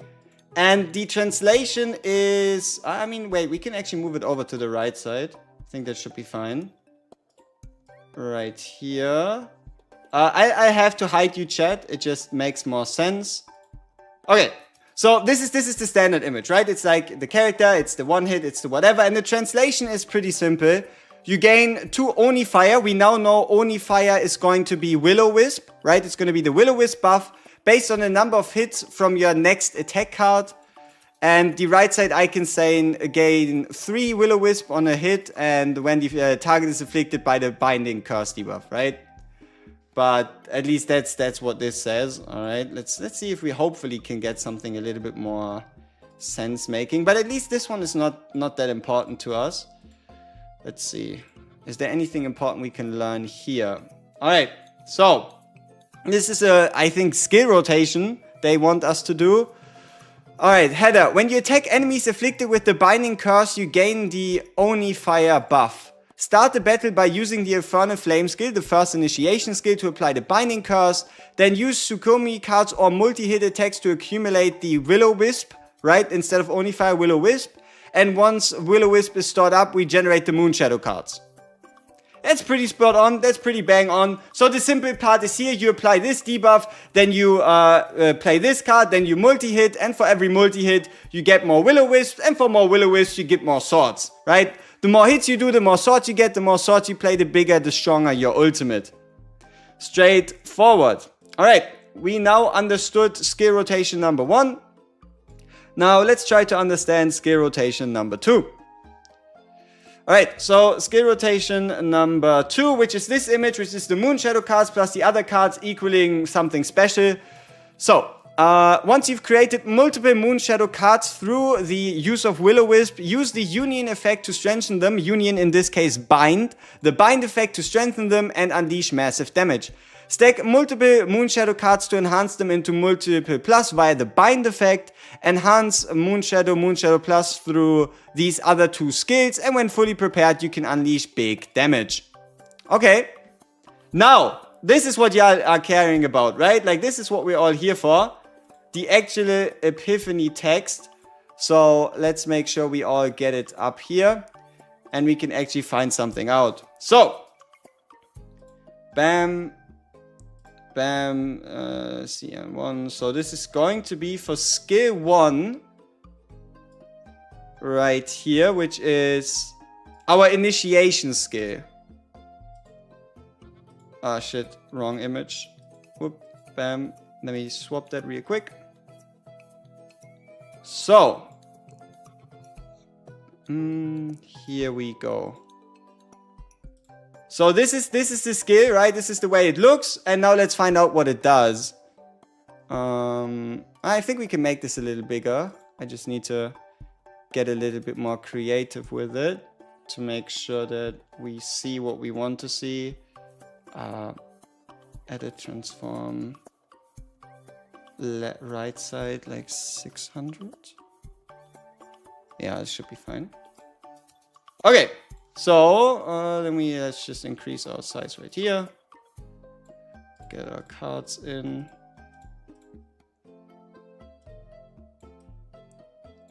Alright, so first one is 150% damage, applies the Binding Curse, adds 1 hit. Which means the only thing that changes is the base damage, going from 100 to 150%. Then we have the 150 Binding Curse, But then why would you... okay, so the Binding Curse adds 1 hit. No, the adds 1 hit is for the card itself, huh? So it goes from to a 152 hitter. And then here, Binding Curse still applied, 150, but the next card used costs -1. Okay, So this is like a 1 cost AP generation, the second one right here. Whereas the first one only just gets an additional hit. Alright, alright. Then here, damage 180, binding curse 1, plus 100% damage increase. So it's just a big hit for the skill. Okay. The second one is 2 cost, applies a binding curse, and creates 1 Moonshadow card. We go back to the English stream to have a look at all the cards again, yeah. And if you defeat, and then the last one, if you defeat a binding cursed enemy, recreate this card.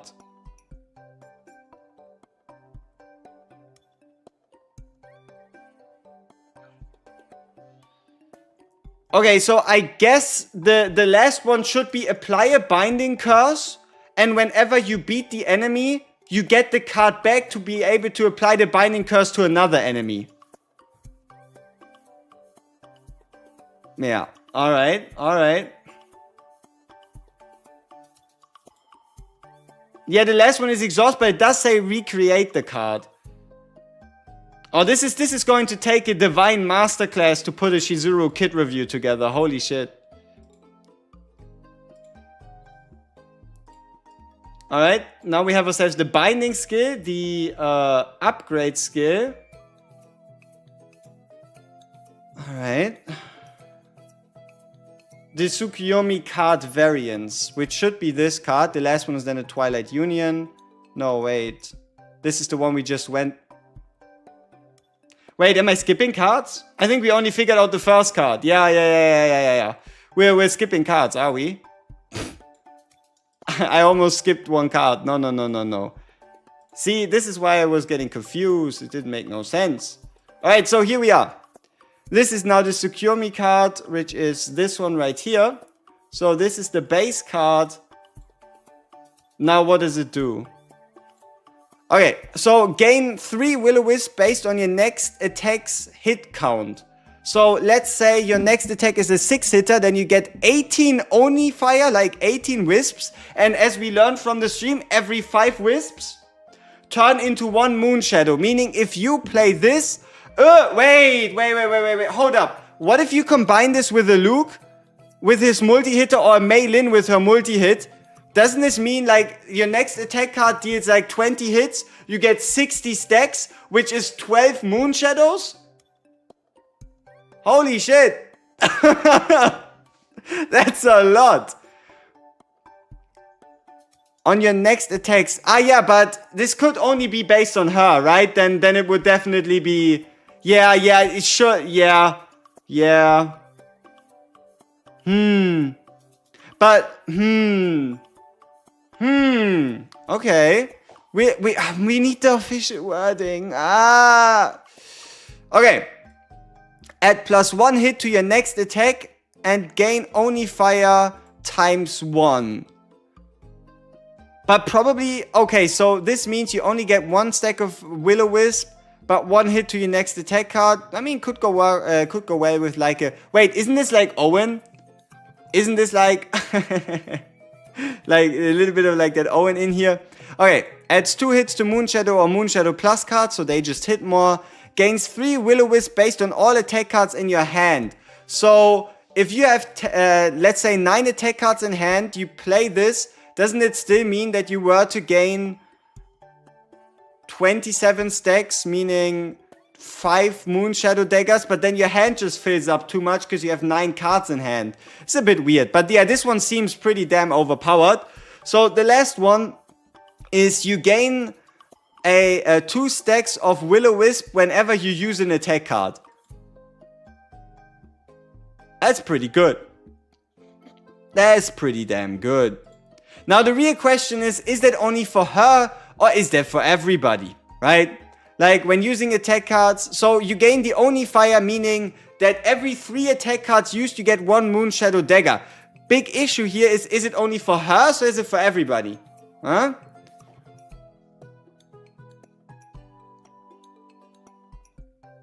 Do we have some Japanese speaking people in here? That's good.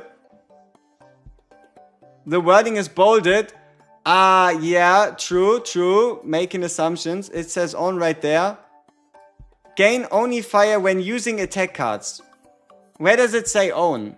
Right there. At least in the translation. Not like fully, but just in here. Am I blind? Oh, this one stands for own? Alright, appreciate it. Thank you very much. Thank you very much. Alright, so own meaning only for her. Ooh, okay. But then still, the more Moonshadows you get, the more Moonshadows you play, the more only fire you get, the more Moonshadow. We'll have to see. Alright, yeah, then thank you for the instant JP translation, you beautiful people. Alright, now we have Bondage Woman. Now we have ourselves Bondage Woman. What does she do? This should be the Twilight Union one. Yep. Alright. So the first one, at the start of the turn, gain binding. 2 random. So this is the one where you're like unable to gain AP, right? Keep in mind, this thing has an effect where you cannot gain AP outside of breaking enemies. This is very important for the effects, for you to understand those effects. So, at turn start you gain binding, but 2 random cards get reduced by 1 until used. Or you get binding, but when Moonshadow Plus is used, you reduce the cost of the next card by 1. Or at the turn start, you gain binding and you activate 2 other combatant cards at the start of every turn. Or you activate 2 random main cards. Let me guess. Main cards is something like unique cards, so that it cannot activate basic cards. Do you just not play this card? No, you do play the card. Because the way binding works is that binding itself reduces Shizuru's cost cards by a further 1 on its own. No. It's not discard worthy. There's an effect on the card that reduces the cost of all Shizuru cards by 1 based on just having binding applied. Alright, activate 2 random main cards, and then the highest cost cards cost -2. Okay. I mean, this one seems to have a lot of scaling, right? Using Moonshadow to reduce cost cards. These ones are too like temporary. This one's too specific. So probably one of these, I guess. Alright. Demon Hunt. Let's get the last card in and then we'll make sense of it. We also go back to the English stream just for some more like clarification of what she can actually do, right? So we can all understand together what she's all about. So, haste. Quick is obviously haste. 50 times 4. The next bind card increases its damage by +40. 180. Next bind card +60. 60 times 3 if no other attack cards add +2 hit. So this is kind of what you like want to play at the end of your turn. If you don't have attack cards in hand. +2 hits. So it's 60 times 5. Create 2 True Moon cards. Reduce the cost of those cards by 1. True Moon should be the Moon Shadow cards, but it doesn't say plus. And then Moon Shadow plus damage +40. Gain 3 only fire at turn start. That's not bad. That's not bad. And then lastly, we have the potential. Just so we can fully understand what she does, we have ourselves the potential. So what the potential says is that if Shizuru's power exceeds 600, so attack exceeds 600, bind cards get +5%, and for every 40 above that increases it by up to 10, meaning that again same potential as with Rin. At 1000 attack you're getting a 15% bonus to the bind cards. Alright. Alright. Are they still going? Hey! 思念の残死カードというカードに変わります。そちらで手札がまず満たされます。Okay, so now we would figure out how this works, huh? 満たされるで、そのカード自体にもプレイヤー側に有利なカードが付与されているようなカードになります。なるほど。の会員戦 What's this? Easy, normal, hard, very hard, score, cards. Okay.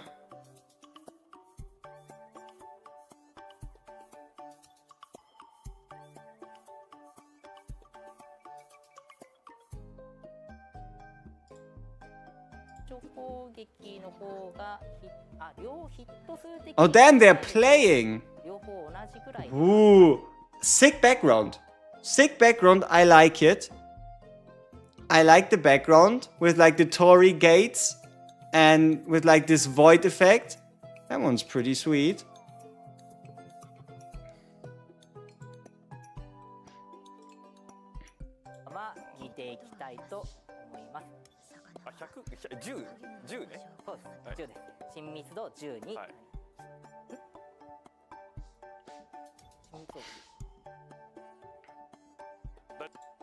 Yep, so she is putting everything on full blast.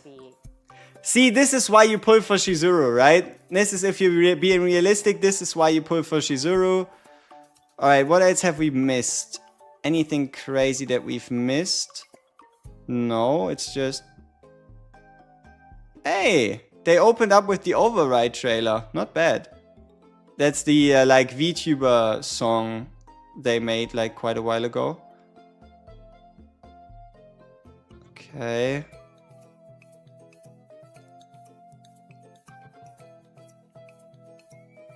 Alright, we go back to the English stream one more time, just like the recap of it, so we can once again fully understand how she works. So, alright.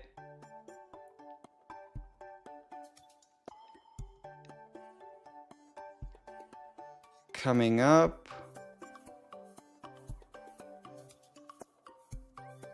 Yep. Alright, yep, that's the intro trailer. Mechanics. Alright. So now that we know the epiphanies, what more can we tell from this? Let's see. Alright, yeah, so you start off with the Hellfire. You can apply... Wasn't this called something different? Why is the card called Hellfire? Wasn't it called like the something flame? Alright, whatever. You can apply the unique debuff cast jackets to enemies and then attack them to gain the exclusive resource. When you obtain the exclusive resource, you will gain the bind cards, and every bind card you obtain will stack into a single card to increase it. So bind 1, bind 2, bind 3, meaning if you get 3... That's actually quite good. Think about it. That is actually quite good, because let's say you create 6 bind cards. Instead of taking away 6 hand size, you're only taking away 3 hand size. Because it goes bind 1, 2, 3, bind 1, 2, 3. So instead of, like, let's say you have 8 cards in hand, you get, all of a sudden you get 6 cards. Instead of going to 14, you get the 2 empowered ones. And then the moment you go to bind 3, you go into Moon Plus. Alright, sweet stuff. Where's that, like, explanation? Where they like give us this one. So, inhibit people. This is what's going to trip up a lot of people about Shizuru. And that is this debuff or buff. Cannot gain AP except at the start of the turn or on Ravage. But you get... Wait, no, bind. Wait, is that...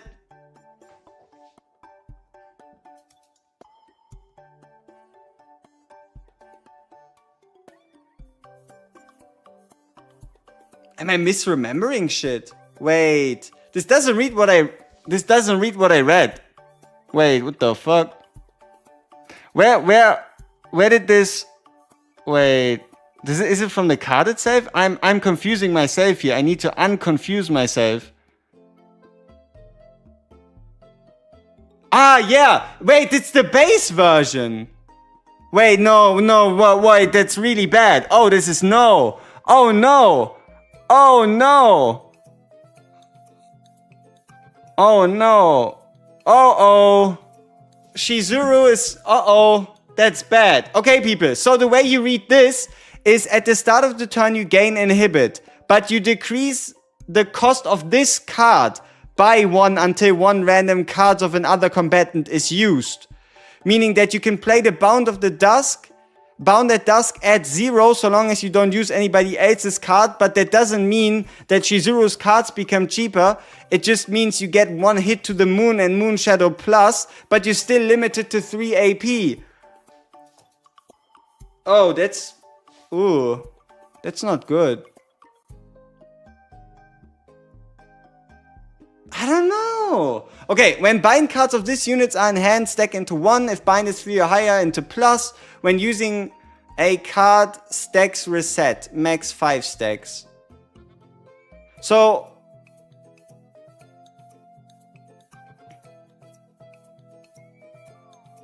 they stack up to 5, then you could use them, and then they would stack into the next card. So you could technically play it at 1, get 3 more stacks, get 5 more stacks, get another one, play it again.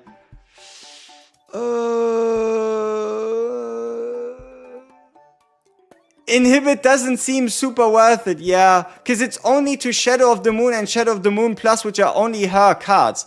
Okay, when an ally uses an attack card other than a bind card on a target with cast shackles, Shizuru gains 1 Will-O-Wisp. When applied to a different card, remove... Okay.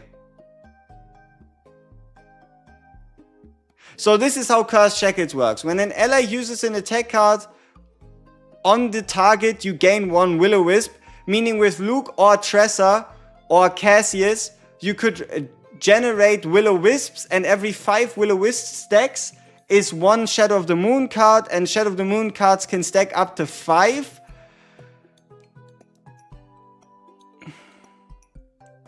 But why? Why would you go above 3 stacks? Why do you go above 3 stacks? Like, you know what I mean? Like, what's the difference? Like, why does it stack to 5? Why does bind stack to 5 on a character card if the card doesn't... I guess, okay, damage amount for each bind stack. So let's see, it would be a 70 times 2, 70 times 3 with the buff. And then let's say you do have 5 bind stacks, which you should at minimum have 3 of. That means you're going to get between 60 to 100% extra, meaning this is at base 130 times 2 or 130 times 3, going up to 170 times 2, 170 times 3, meaning 510%. But for that you would have to activate the Bind of the Dusk. And this would be a further plus 30% damage on one of these cards being used.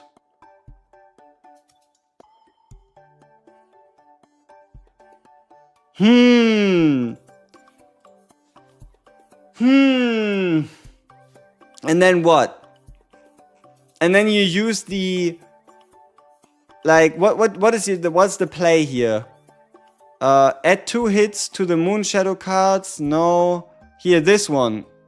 When a Moon Shadow Plus is used, next card cost -1. Seems kind of like a must-have. Because holy shit, her cards are fucking expensive. Yeah, at the start of the turn, gains binding. 2 random cards cost -1 until used. -1. Other combatants activate 2 cards. Huh. Okay.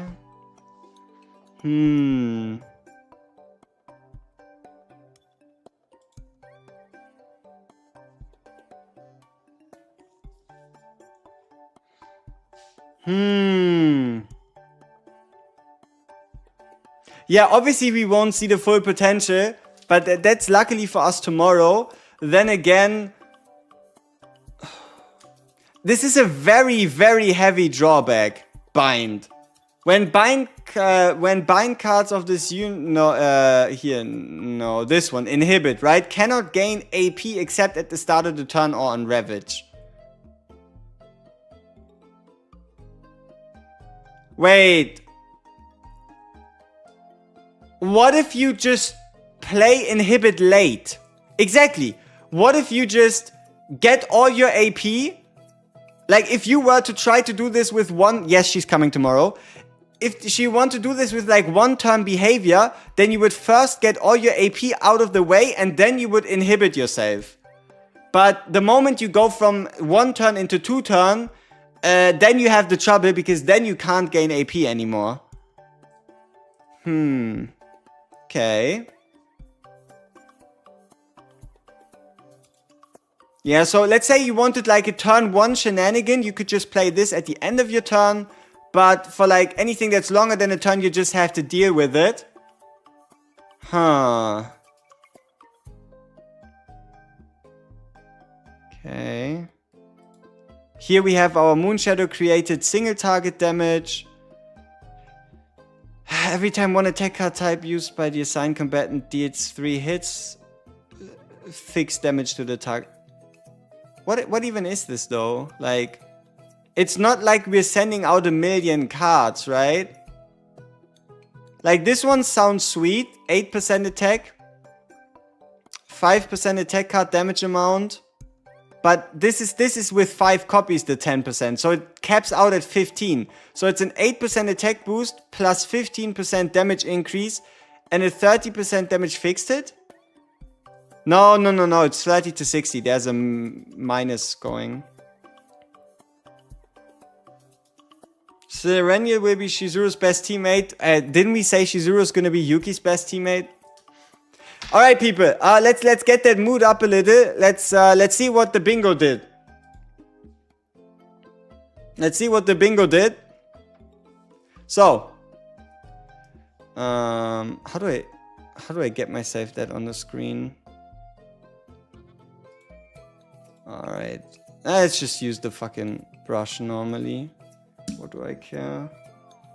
Brush. Alright.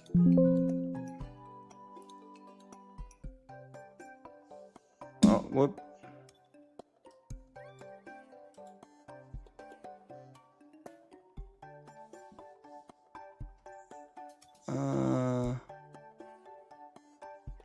Okay, so mutagenic synergy, which would be the ability to summon or pull cursed cards.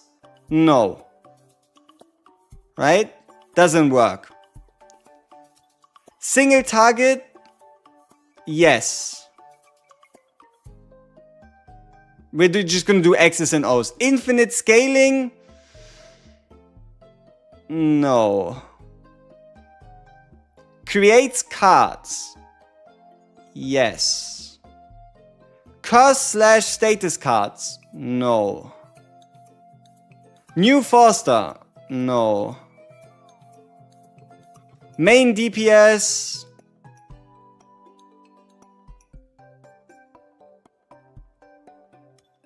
Maybe. Remains to be seen.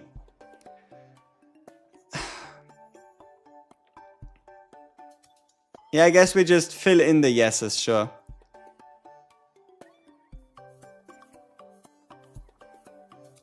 Like, this is like half-half. No clue. X-Cost card? No. Female partner? Yes. Resource meter? Yes. She has her Will-O-Wisp meter.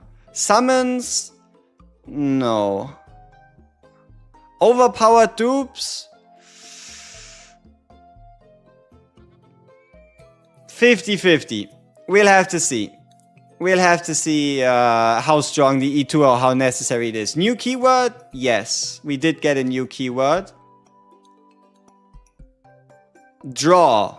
No. She doesn't have a single way to draw herself. Damage over time? Also no. Tresor? We don't even know the fucking banner. Can we please get the banner in the JP stream? I completely forgot about the fact that we don't even know the banner. Alright. JP stream, save us. Save us, please. Give us the banner, please. Somewhere.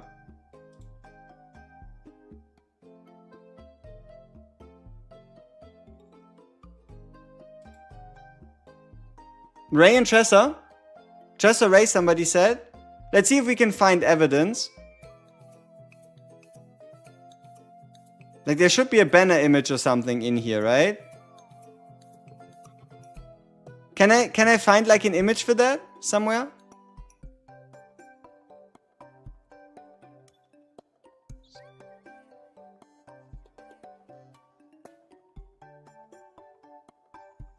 Or did they... No banner, but it's the first team on the guide. I mean, I would like to have... Did they maybe talk about it? If we're lucky.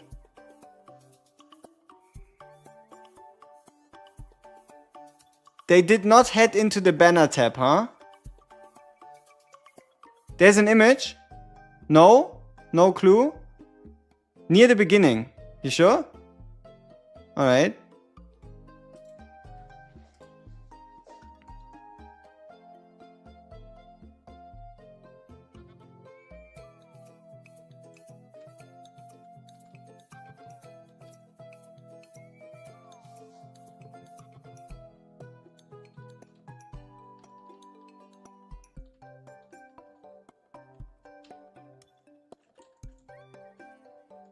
Why did Nia not have the headphone?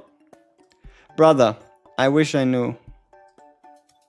Ah! This one? Wait, it doesn't show the right thing, sorry. This one? Is it because they are here?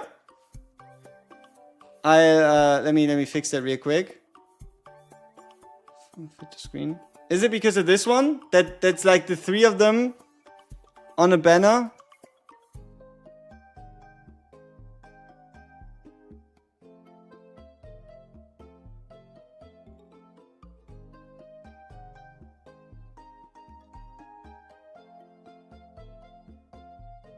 They are also being used in the team.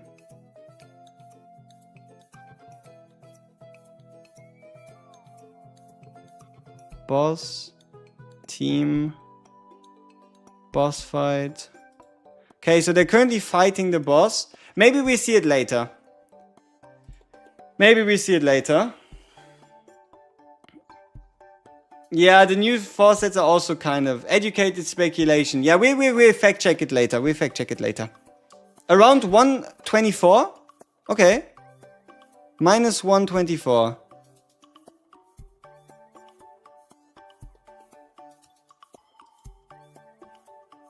Here?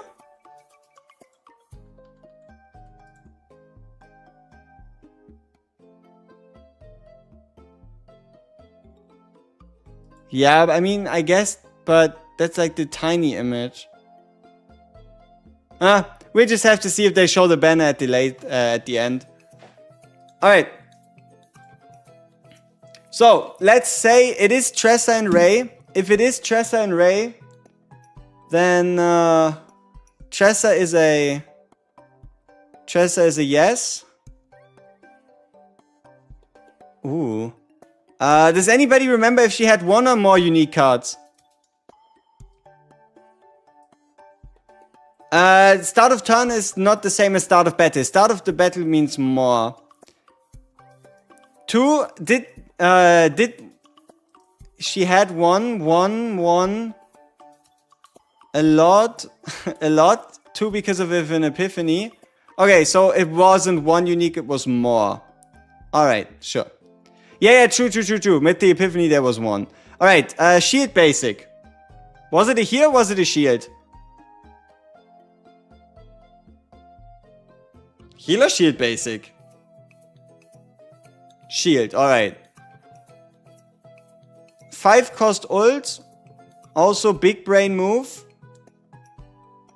5 cost ult. Applies a buff. No, she applies a debuff. I guess. She does not buff, she debuffs the enemy to buff the team. So, close enough. Exhaust. Also no.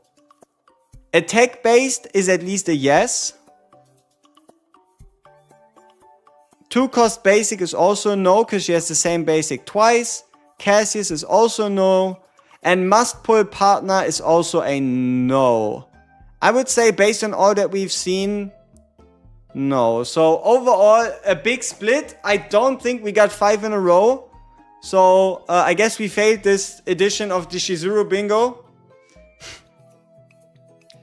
So everything that's an X didn't happen. Everything that's not an X did happen.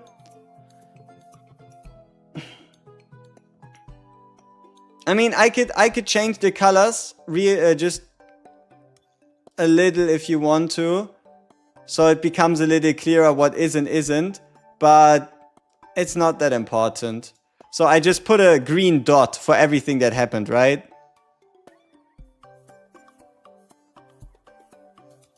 Wait, what the fuck? Did I confuse things? Must pull partner? No, wait, the partner is not must pull though. Ah, fuck it. She is indeed attack based. There is a Tresser. There is a new keyword. The dupes are like half-half. It depends. There was a female partner. She does have a resource meter. She is single target. And she does create card. Absolutely unhinged way. Hey. It's whatever, right? Like, it's not like it's that important. Minus 127 for banner. Are you sure? I mean, alright. I don't mind. Minus 127, and you said that rather recently. So it should be right here. This is not a banner.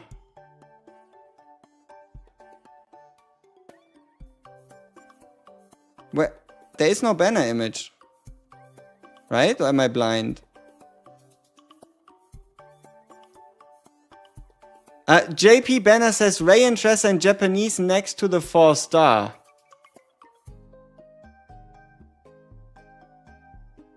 Right after the trailer. Ah, smart. You are smart. Okay, so it says Ray and Tressa. Alright, then I can just translate that. Alright, good stuff.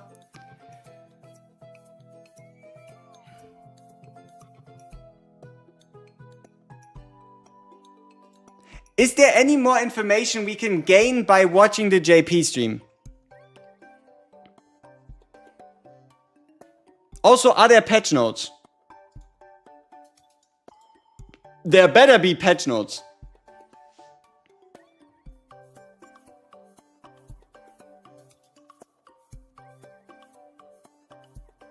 The boss info? Yeah, but we could also just check out the boss info tomorrow. Okay, so we have introducing Shizuru's mechanics as a post. Void Psionic. Recommended synergy. Alright, sure. Update celebration login rewards.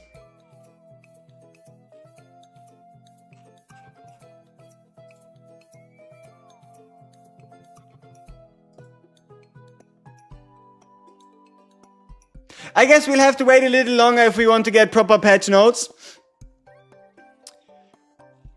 But yeah. Okay, mechanics. This should answer any and all questions for Shizuru right here. First off, you use the core starter card Hellfire to apply Cursed Shackles. And then you attack them to get the Will-O-Wisp. Fantastic. When you obtain Will-O-Wisp, you get bind cards, and every bind card you obtain will stack into one card, increasing the card's damage. Alright, the more hits a card deals, the more easily you can acquire the exclusive resource. Using the Tsukuyomi card, you can gain additional resources equal to the number of hits from your attack cards, allowing you to accumulate the resource more efficiently. Fancy. Attacking an enemy with the Cursed Jackets grants an exclusive resource, and a Shadow of the Moon card using a card that hit multiple times increases the acquisition rate. Sure. I mean, that's pretty good, right? That is actually pretty good, seeing as how the Cursed Jacket stacks with multi-hitters, which means without needing the card, you can still get a whole bunch of the resource just by using somebody like a Mei Lin or a Luke that just naturally have incredible multi-hits, or somebody like a Beryl, right? And then point 2, by using the Bounded Dust card, you can reduce card costs, easing the burden on your AP usage. Now, let's do the non-PR translation. By using the Bound at the Dusk card, you can completely fuck your turn by never being able to gain more than 3 AP due to Burden removing everything besides breaking. Alright, good. So, it really depends on what kind of turn you're playing. If you're playing with an AP generator, this card is a curse, right? If you are only playing 3 AP in your turn anyway, which you'll most likely do during a Chaos run, this could be pretty strong, right? If you don't expect to generate a lot of AP, if you're playing a Chaos run, this can be really strong. If you want to pull off some advanced shenanigans, playing multiple cards a turn and getting the most value out of your units, then this card is probably a you better keep it in the closet kind of card.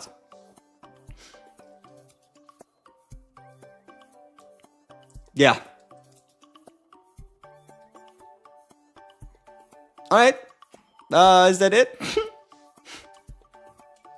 What card would I think should be duplicated? Let's see if they have anything interesting. Oh, this guy is hell. Look at him. 81k HP. That's interesting. And he also looks fucking disgusting. I love it. Alright, let's see.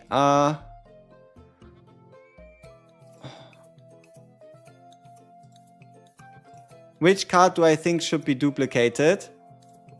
I mean, we now know a couple of the epiphanies, right?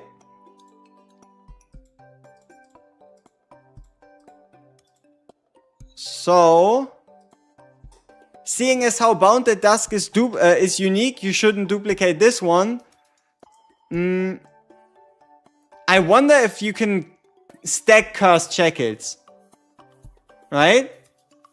Like, if you can duplicate Karmic Flames to apply 2 stacks of Cursed Shackles, that means every attack card or every hit of every attack card would further generate more resources. So if Karmic Flames Cursed Shackles stacks, then this is definitely the target, because then the game plan would be simple.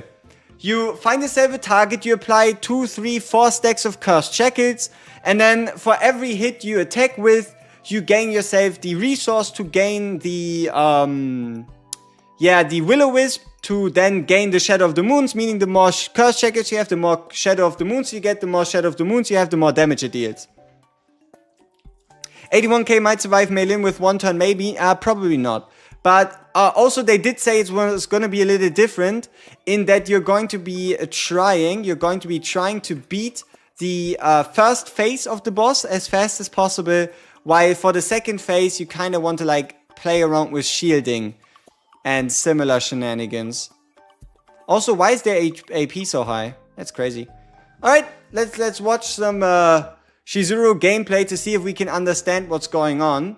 I do find it interesting that they're running a Mika with the Cursed Shackle thing obviously active. Huh.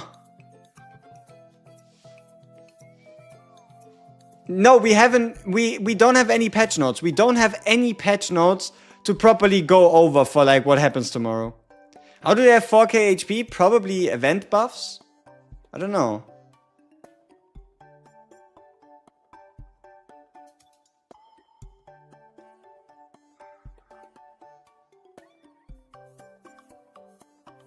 So I think this is the amount of turns they have, right? Like 10 turns and then they get their final score. Oh, the boss is now void. Yeah, true. You can just pop your... Yeah, but that only works for 1 turn, right? Is Shizuru Strong just joined?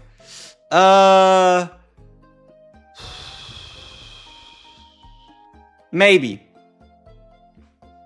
Find the Shizuru Mind Break. They had no Ray build, which is why they went in without Ray. Alright. It's a max damage event, not quite. The first turn is all about killing the boss, and then depending on how fast you are, you add multiple turns to your second team, and your second team is all about surviving, healing, and blocking damage to get a higher skill, to get a higher score. Oh, this is annoying. Now we really just have to wait for tomorrow to get all this crazy information. Aww. There's only 2 things you're interested with her? I wonder what those 2 things would be.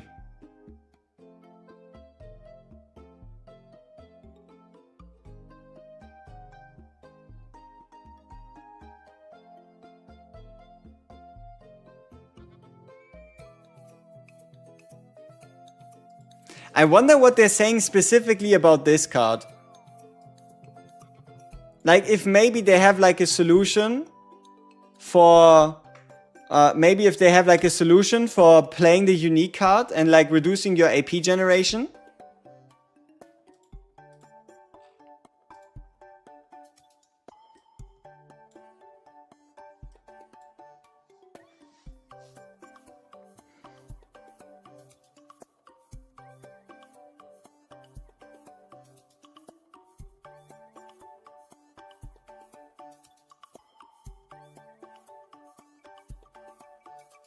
Cannot gain action points from cards or effects.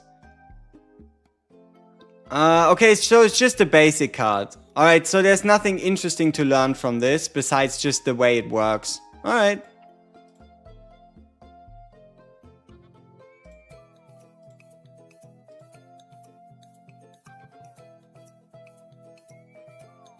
What is this? Applies vulnerable to yourself? Maybe? I don't know. Has anybody seen the mind break? I mean, I guess we would have to check the fight to see if there is one, but probably not.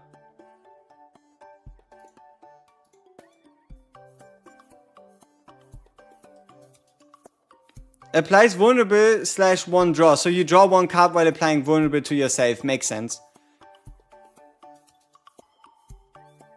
Mindbreak is posted on Reddit.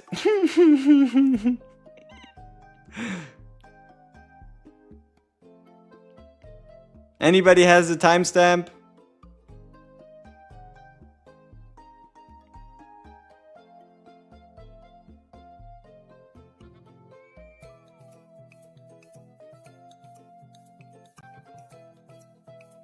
End of English live stream? Oh!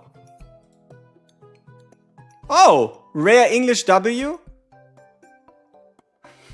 Let's see.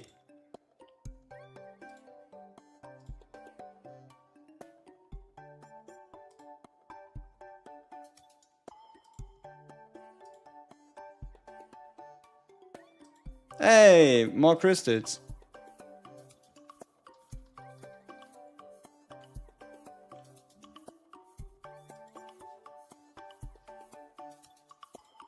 We go full audio. I know.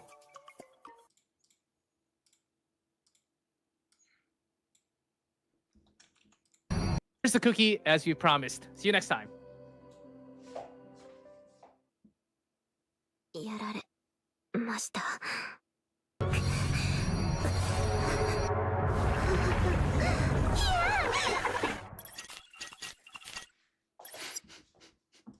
Alright, very important. Very, very important. The holy mind break, yeah.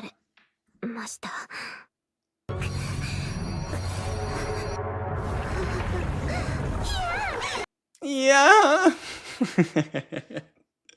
Oh, shit. Alright. I wonder how long the JP fight is going to take. ヒット数を稼いで、思念の残骸を削り切ることによって、その Yeah, but I don't speak no Japanese, unfortunately. Tough. Alright. Is she a bad DPS, guys? No. Way too early to say that. A back shot? Oof. What to do with all the trauma keys once we know and how traumas are done? It's more like a catch-up mechanic for new players, you know? Like a new player comes in, he has to unlock all these breakdown stories, whereas you can get them without having to pay trauma keys. So you don't have to buy trauma keys unless you intend to like go AFK on the game and come back in a bit, right? We misread the inhibit. I don't know. Did we? So many different tabs. Why isn't the extra less planning, less time, less of a script, I don't even know why there's less interest. Why is there less investment? I don't know. But what I find very curious is there's a fucking card missing. No? Like there's a card missing here. There's a card we don't know anything about. Like how's that even possible? Unless the cards on the website are bait. But why would you be able to draw into the bind card? Like I'm just wondering about the shield. Like yeah. We will have a look at it, but this one, the Divine Moon Shard thing, or is it the same thing and they just changed the design? Shield is the E6, yeah, but she doesn't get it. Oh wait, no, but so Divine Moonshot is a buff, not an attack? Or like, yeah, exactly, that's how the E6 looks. That's what I'm wondering. Because Shadow of the Moon is a card you create. It's not a card that you... Like, this is not a card you should draw into, no? Like... This is a card that you create with her things. Because, but I mean, I guess you can also draw into it then?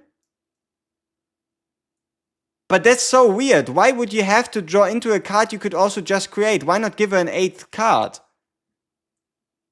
Yeah, the card also becomes a plus, but like, why not give her 8 cards and just have the Shadow of the Moon only be created through the resource?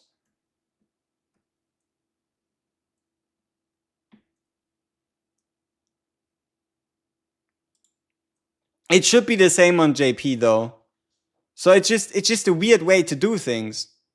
Cause I think they had like an in-game section, right? Where they were actually in-game looking at her cards.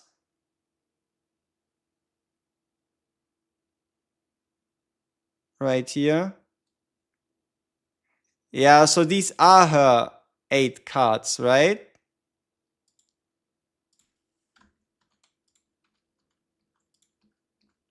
Yeah, so the Moon Sword, it's there. So they just scrapped the image of the 8th card. English Epiphany? Where? Twitter? Maybe? If we're lucky? No? Is there somewhere English cards? Maybe? Please? You got my hopes up. English where? Hooked? Cooked? Baited? Man, fuck you. Reddit? You baited?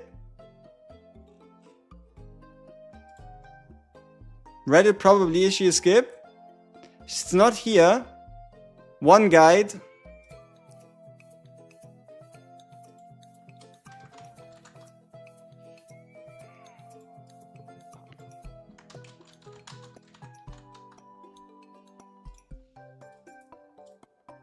Is Smygate retarded?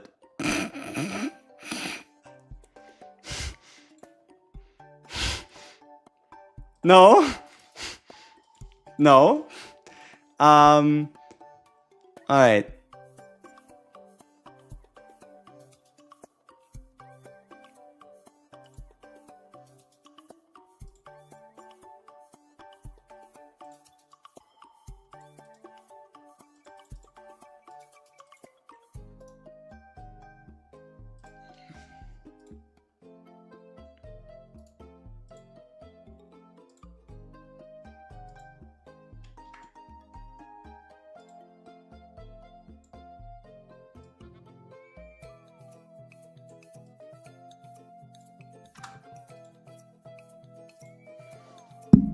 All right, let's see. Let's go through them one by one again and see if we can learn anything. Okay, so opening, yeah. I mean, it's obviously AI translated, but it should be somewhat accurate. So you apply Curse Binding 1, adds 1 extra, 1 hit count, but the damage goes from 100 to 150, so plus 50. Whereas the next one is you get Curse Binding Art, but Curse Binding Art this time reduces the cost of the next card you use by...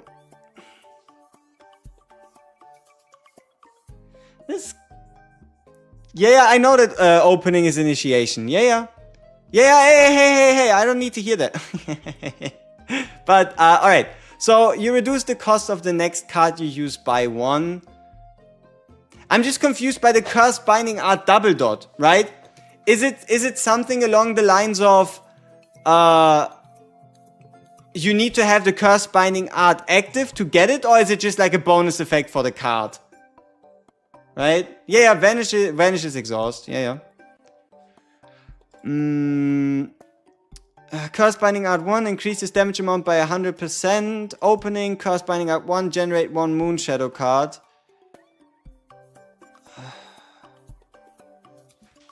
Let me check. With what we translated our saves. Applies Binding Curse 1, creates 1 Moon Shadow card. Yeah, so it's pretty similar. And then when a target in the curse state is defeated, broken, generate this card. Apply Curse Binding 1. Yeah. Alright, so seems about right.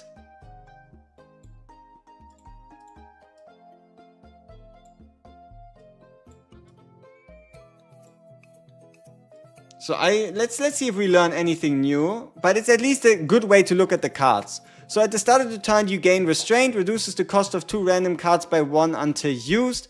At the start of the turn you gain Restraint, when Moon Shadow Plus is used, reduces the cost of the next card by 1.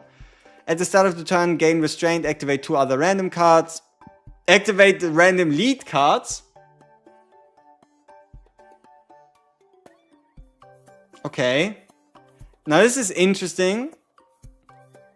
But why would it be lead cards? Opening is just initiation. It's in your hand at the start of a fight.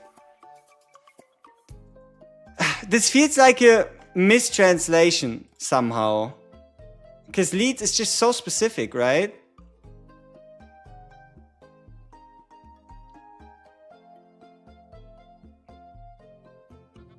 What does it say here?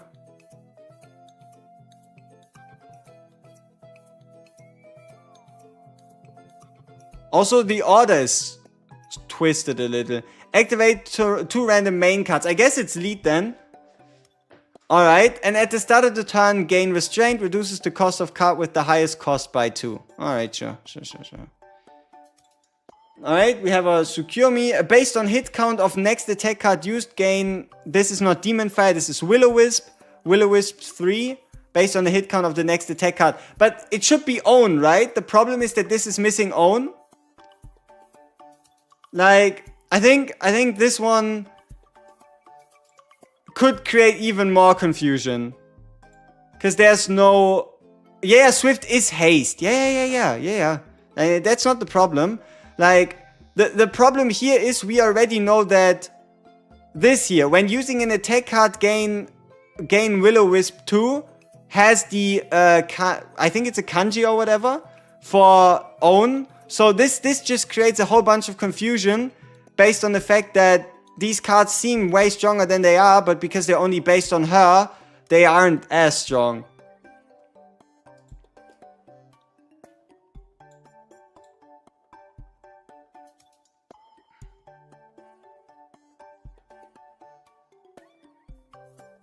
Yeah, that's alright. Technically, you can generate 1 shadow per turn with the 2 unique upgrades, but that's pretty mid. Yep. Better to wait for official wording. I mean, we can stitch together the right one based on the proper translations from the proper people. So I can at least talk about them. But yeah, obviously waiting for the full one is just better. Must pull or mid? Hell, the what if I know. But the only thing I can tell from here already is she's not going to be a must pull. She doesn't have like a super crazy oomph factor that makes you go, oh shit, I need her. Okay, are they finished here? Maybe they're going to show us something fun.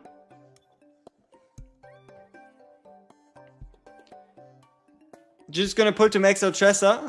Tressa level on Na. Tressa probably has more potential, I guess. Shows she a support or something? No, she's a very selfish main DPS. Exactly. If there's no infinite scaling, then you don't necessarily have to put... Even if it's... yeah. Is inhibit a debuff? No, I guess you could count inhibit as a buff, but it's a debuff for you, yes. So she a skip? Ooh, 447,237, but that's because they were the only players playing on the dev account. But good for them. Is that the end of the stream? Ooh, ranking rewards. Oh, okay, so it's just seasonal currency. Oh, but it's icons that you can put on your save data. I like it.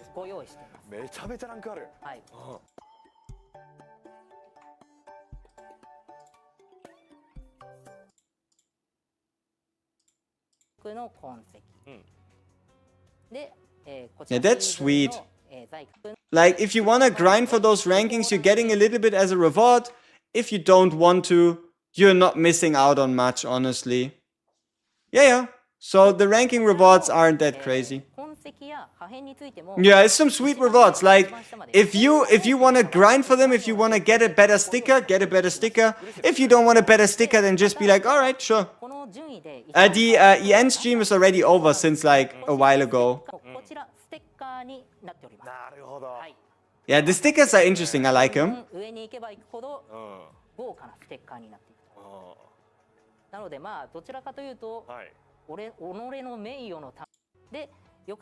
Ooh. Based on the score you reach, you get more rewards. Alright. I mean, that's quite decent. Just quickly sneak that screenshot here. Just kind of currently checking if there's anything else sweet we can steal ourselves.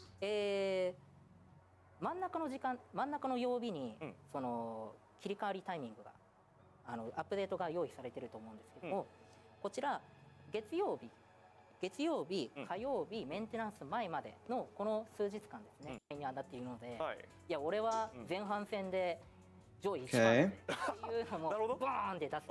Top 1% uses mail-in. Probably. I mean, we'll see. Patch notes are here? Really? Please don't fucking bait me again. I'll ban you. Alright, let's see.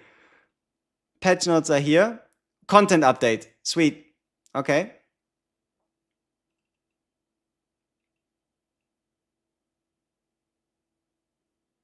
Alright, let's see. We get ourselves the... Whoops. Get ourselves the Chaos Zero. Alright. Yep, the rewards. Okay.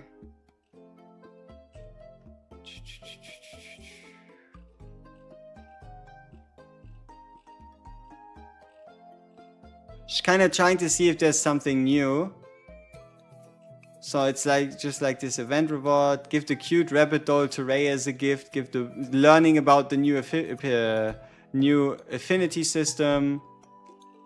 Alright, so we do have the raid up, but they're still not telling us on here at least where. But yeah, we have confirmation that she's a normal unit, as we knew. Ah, she caps out at 482 attack. That's 25 less than Yuki.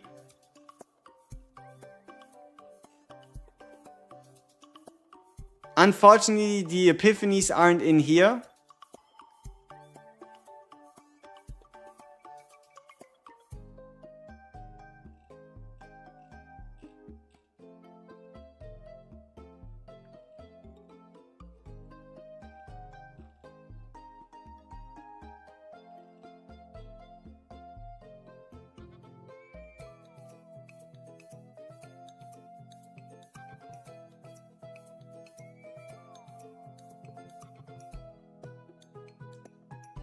Oh, we get the Chaos Matrix level 100 rewards.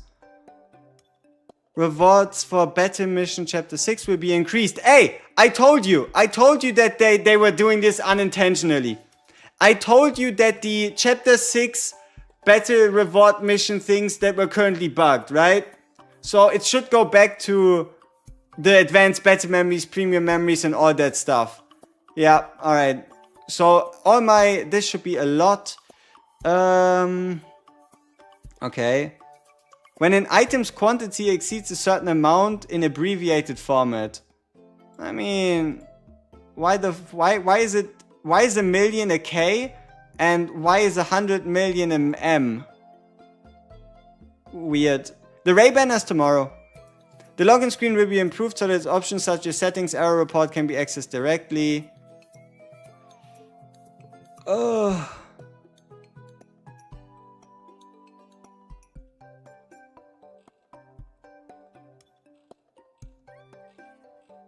Okay, people, I think this is where we ended. So there is so much for us to talk about. You know, I'll give it to you concise. I give it to you dedicated. I put myself behind this so that you get all the information you need. I take everything from every stream and combine it like I'm collecting the Infinity Stones.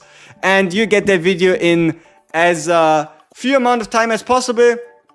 And yeah, I appreciate all of you tuning in. It's been a pleasure. And we see each other tomorrow with the season launch. Based on also when we know when this launches. But it doesn't look like there's going to be a maintenance. Oh, it says maintenance. So the maintenance is... Where's the maintenance? Oh, here's the maintenance. Wait, no.